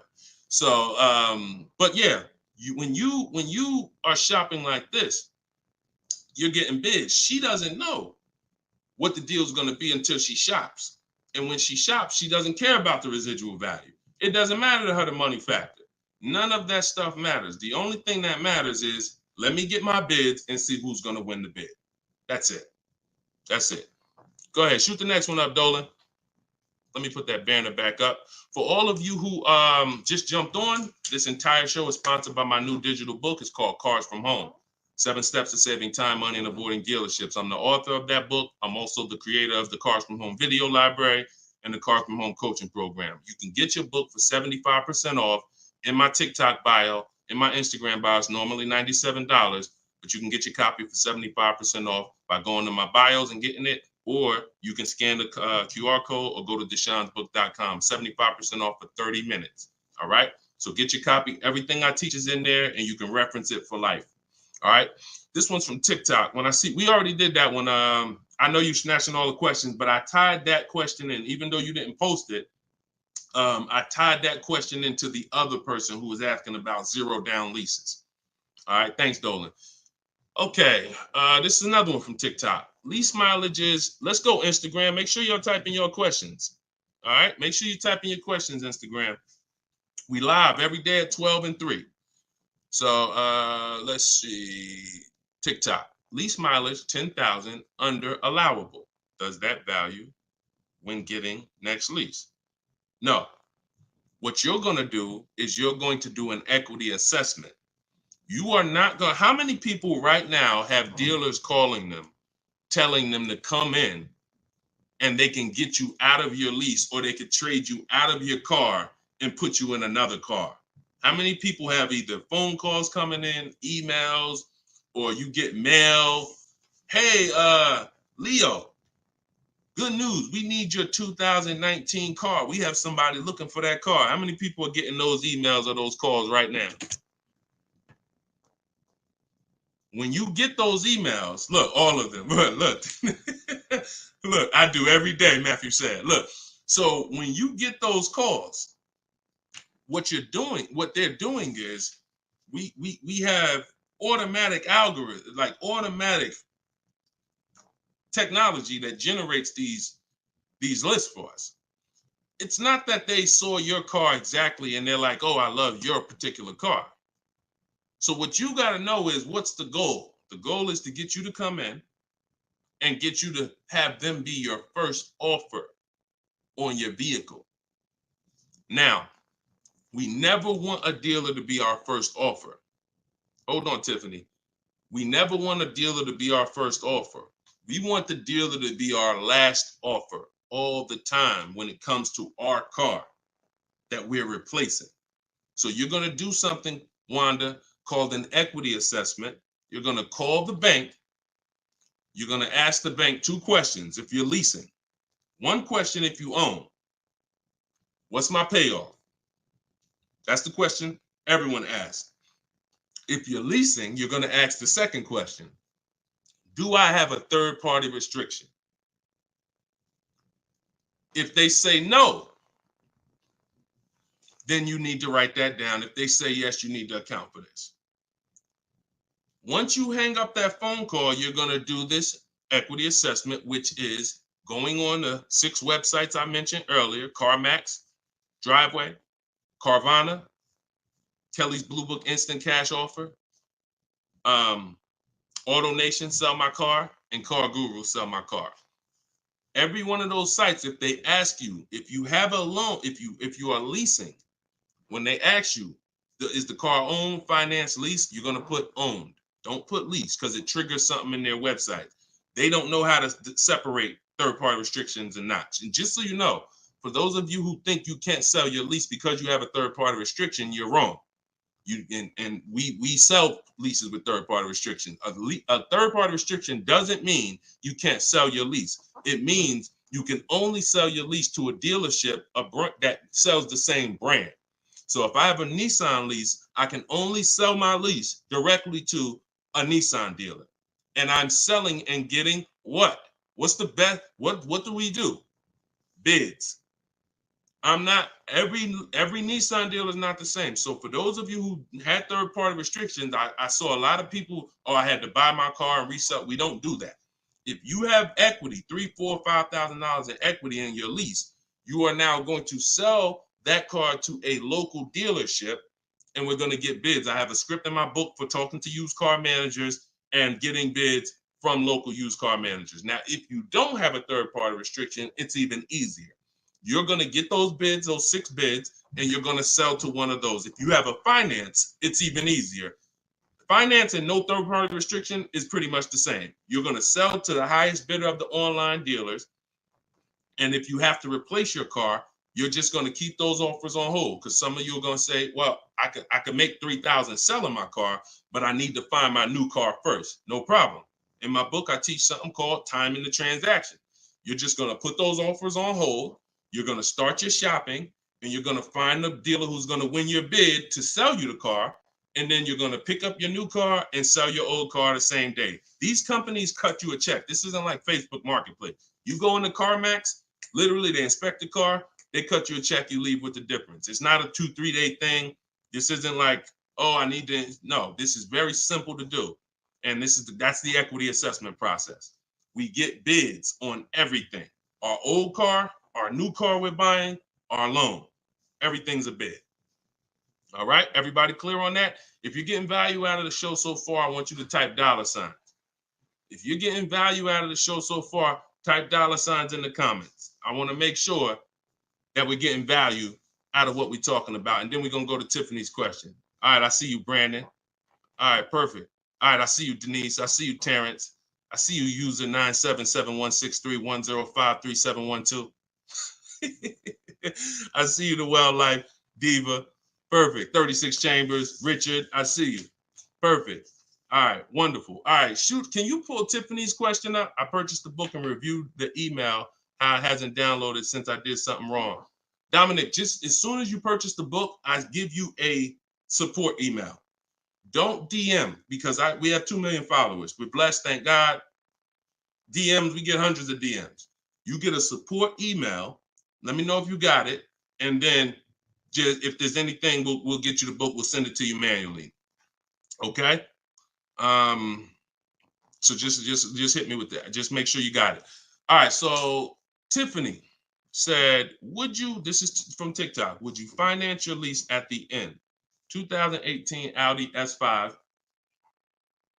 42,000 miles, 5K down, 12,000 miles. So when I talked to you earlier, you have to ask yourself the same question. If you were here earlier, the most important question is, how many years are you keeping the next car? You're going to ask yourself the same question right now, because you're about to buy another car. You have to see your lease. Buying your lease, you have to see it as buying another car. It's a used car. That's what you're doing. Hold on. Okay, LA Connect, do me a favor. Hold on. LA Connect, shoot me a DM. I'll look for your DM, and you get the support email. You don't get the support email. As soon as you purchase, the thank you page says, here's the support email. So, and check your spam and check your junk folder, okay? Because we got a pretty sophisticated email technology that is spot on most of the time. I'm not going to sit up here and tell you it's perfect, but I mean, we deliver a lot of books without issue. So sometimes it's in spam, sometimes it's in the junk folder.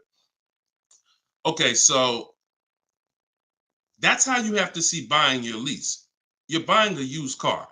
The only difference is it's your car. That's the only difference. You don't, instead of going to look for a used car, you're saying, I'm going to buy that used car. So the same question exists. How many years are you going to keep the car? Now, if you say, 8, you're not going to break the 8-year rule. Then you could buy it. But if it's not 8, it makes 0 sense not to be shopping for another lease. I'm going to tell you why. One, the depreciation. And I'll talk to you about, I'll do a quick scenario of, because some people say, Deshone, when I buy used cars, they don't depreciate as much as used cars, but you still pay more than people who get great lease deals, than people who get great lease deals. You're still paying more money, and now you're paying more money for a for a worse car. So, but when you are looking at these scenarios, most people are going to finance for a 5-year or 6-year loan to buy their lease out. But you've already had the car for 3 years. So you have to say to yourself, what's the likelihood I'm going to keep this car that I've already had for 3 years for another 3 years? Tiffany, if you didn't get, if the new lease payment, if that's not the best offer out of 5 dealers, then that doesn't matter to me, because we don't care about what one dealer says, especially a dealer who's going to try to see you. Some of you are too loyal to these dealers, and you got to stop. I'm not loyal to any dealer. No one who listens to me is loyal to any dealer. We are done with being friends with dealers. We don't need to go to a barbecue with our car salesman. We don't need to do that anymore, because we need to make car salespeople compete and different dealers compete. Tons of people will walk in, get one quote from an old dealer or a dealer that sold them 2 cars, and that quote is $900 a month, and they're like, oh, I guess that's what the car costs. Not realizing, no, that's what the car costs from that dealer. That's what it costs from that dealer. Your competition is going to be $1,000 a month, $1,050 a month, $850 a month, $790 a month. I told you, when you shop the correct way, you are going to expose the dealers that are overpriced. That's why that person who came on here, who Dolan put that comment up that said, hey, I use your stuff, dealers can't hide. Because it's an exposing of the overpriced car dealers. We see the people who are overcharging us, because when we see that best offer is $790, and then we see another offer for $840, another offer for $890, another offer for $920, we realize all of those other higher price offers were taking a shot at us, hoping that we weren't going to shop them. But that's okay. We're buying from the 20% who beats their offers. So before we ever make a decision to leave, we must shop 5 offers, and none of you are going to realize that this is right. See, like I said, between my book, the Cars from Home Library, and my coaching program, we've helped 8,000 people since 2021. These are the numbers. 80% of dealers are overcharging you. And if you don't have multiple offers in front of you, at least 5, you're not going to ever find the best price dealers. And you don't do this the hard way, going into dealer to dealer to dealer. You do this sitting at home on these dealers' websites, requesting your offers, looking at offers strategically. That's why my book is called Cars from Home. My system is called Cars from Home. We spend time here. We're not in a dealership for more than 30 minutes. Okay? So getting back to your question about buying your lease, I'm not buying a used car. I'm not switching my strategy. The philosophy of going from a lease to a purchase is a total strategy shift. That means I'm going from a short-term person who doesn't like maintenance, who doesn't want to put more long-term, who doesn't want to keep a car long-term. I want to be under warranty most of the time. I want to drive cars for pennies on the dollar, compared to people who buy. Now I'm switching that to become a long-term person, because there's a different set of values when you're buying cars for 8 to 10 years to 12 years. That means I'm going to pay off my car. I'm going to get to the point where it's not depreciating a lot anymore. I don't care about having the latest and greatest. Once my car is paid off, I just got a car that's 7, 8 years, 9 years old, but I'm going to keep it in my family for a long time, and I'm going to win that way. I'm going to win by having that car 10 years. The longer I keep it, the less I paid for it. If I keep a car 15 years, the less I paid for it. I keep it 12 years, the less I paid for it. So it's 2 sides of the spectrum. That's why when you buy your lease, you're going from one mindset to an entirely different mindset of buying a used car. So the best thing to do is just learn how to shop the way I'm teaching you to shop, so that you can get great lease deals. They are out here. I showed you Bonita. Bonita got a great lease deal middle of the pandemic. Middle of the pandemic, when there was blood in the street, people coming out of car dealerships with axes in their head. That's how much they overpaid. That's how much they overcharged. My God, 10,000 over sticker, 8,000 over sticker. Bonita's taking deals down.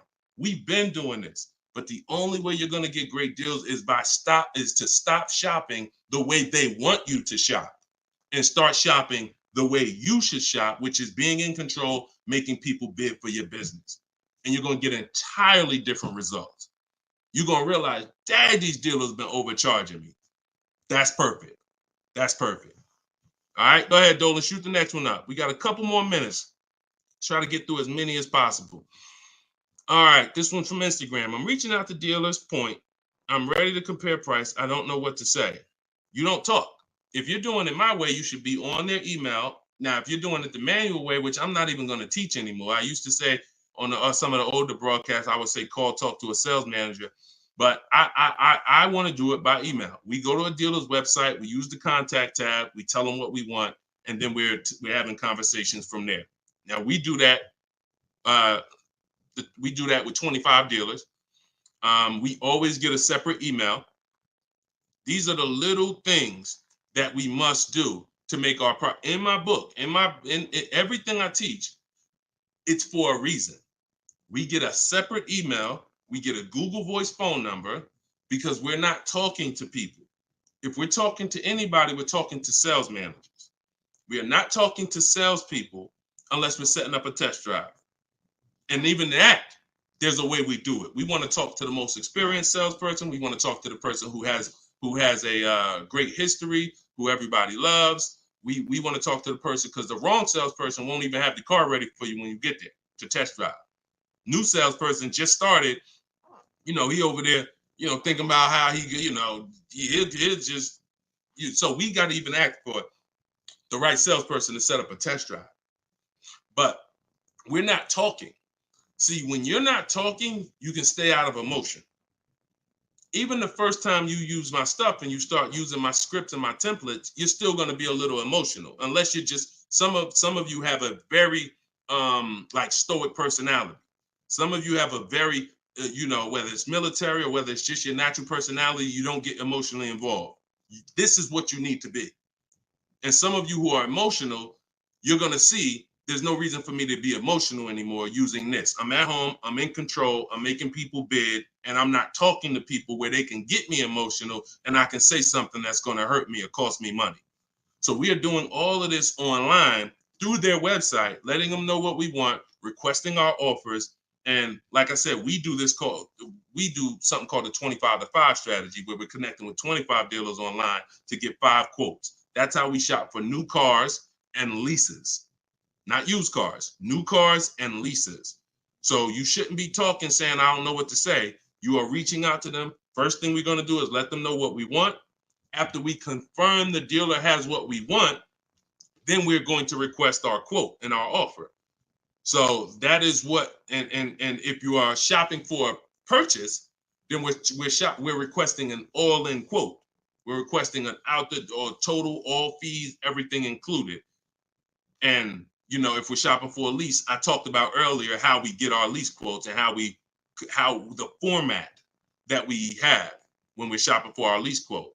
So my book is $24 if you get it at the 75% off. In that book is my scripts. In that book is my templates where you fill in your information, you fill in the car you want, and I walk you through my entire process. I also have replies in there because there's going to be things that they say. These are trained people you're dealing with. We deal with trained salespeople. So when you are reaching out to them, they're going to say things like, hey, when can you come in? Hey, okay, I'm handling my entire process from home. And then you always end with a question. All my scripts end with a question. You should always end your email with a question, not a statement. So if they say, hey, we only car shop, we only give quotes in person. Okay, well, no other dealer that I'm talking to has said that. Should I remove you from my list, or are you gonna present an offer? Always a question, because you bounce the ball back to them. So all of my scripts and my replies are in there. This is what, and there's, but you need to keep the conversation on your agenda. You're having a conversation online with these dealers. And That's why I say separate email, Google Voice number, dedicated, locked in. You don't want a bunch of car dealers' emails mixed in your personal email. It's just, that's not how we do it. That's going to mess you up. We do not do it like that. That'll confuse you. Now you're missing emails and all of that. Separate email. All right.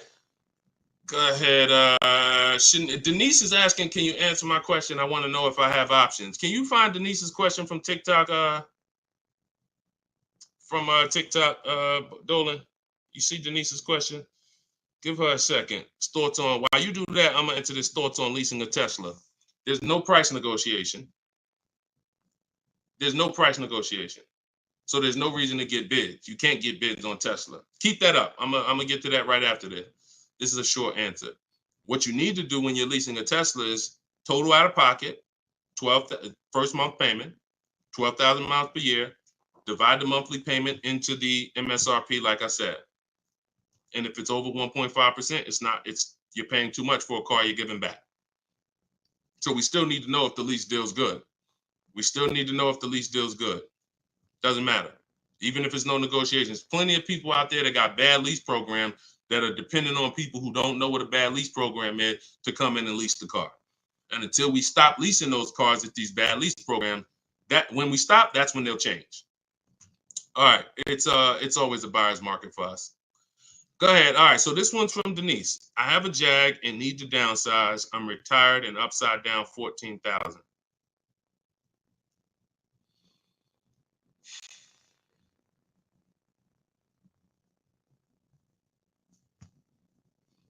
See, here's the bad part about negative equity.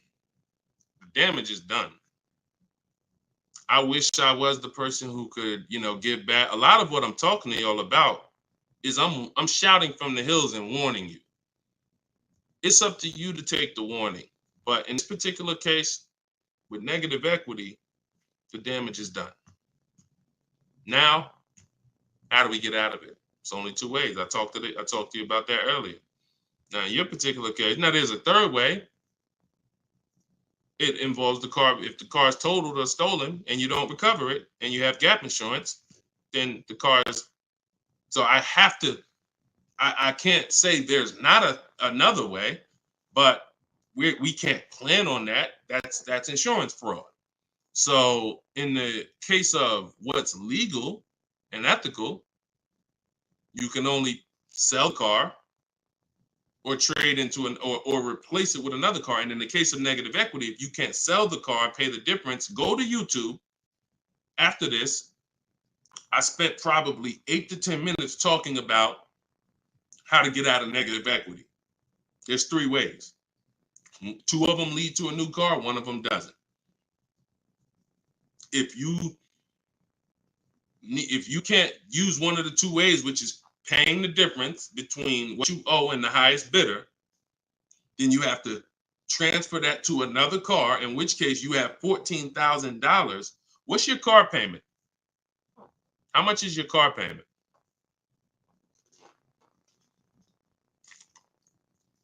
And if you need to downsize because you want a smaller car, okay, $769. If you need to downsize because what's the reason that you need to downsize? Is you need a lower payment, or you just need a smaller car? Lower payment or smaller car?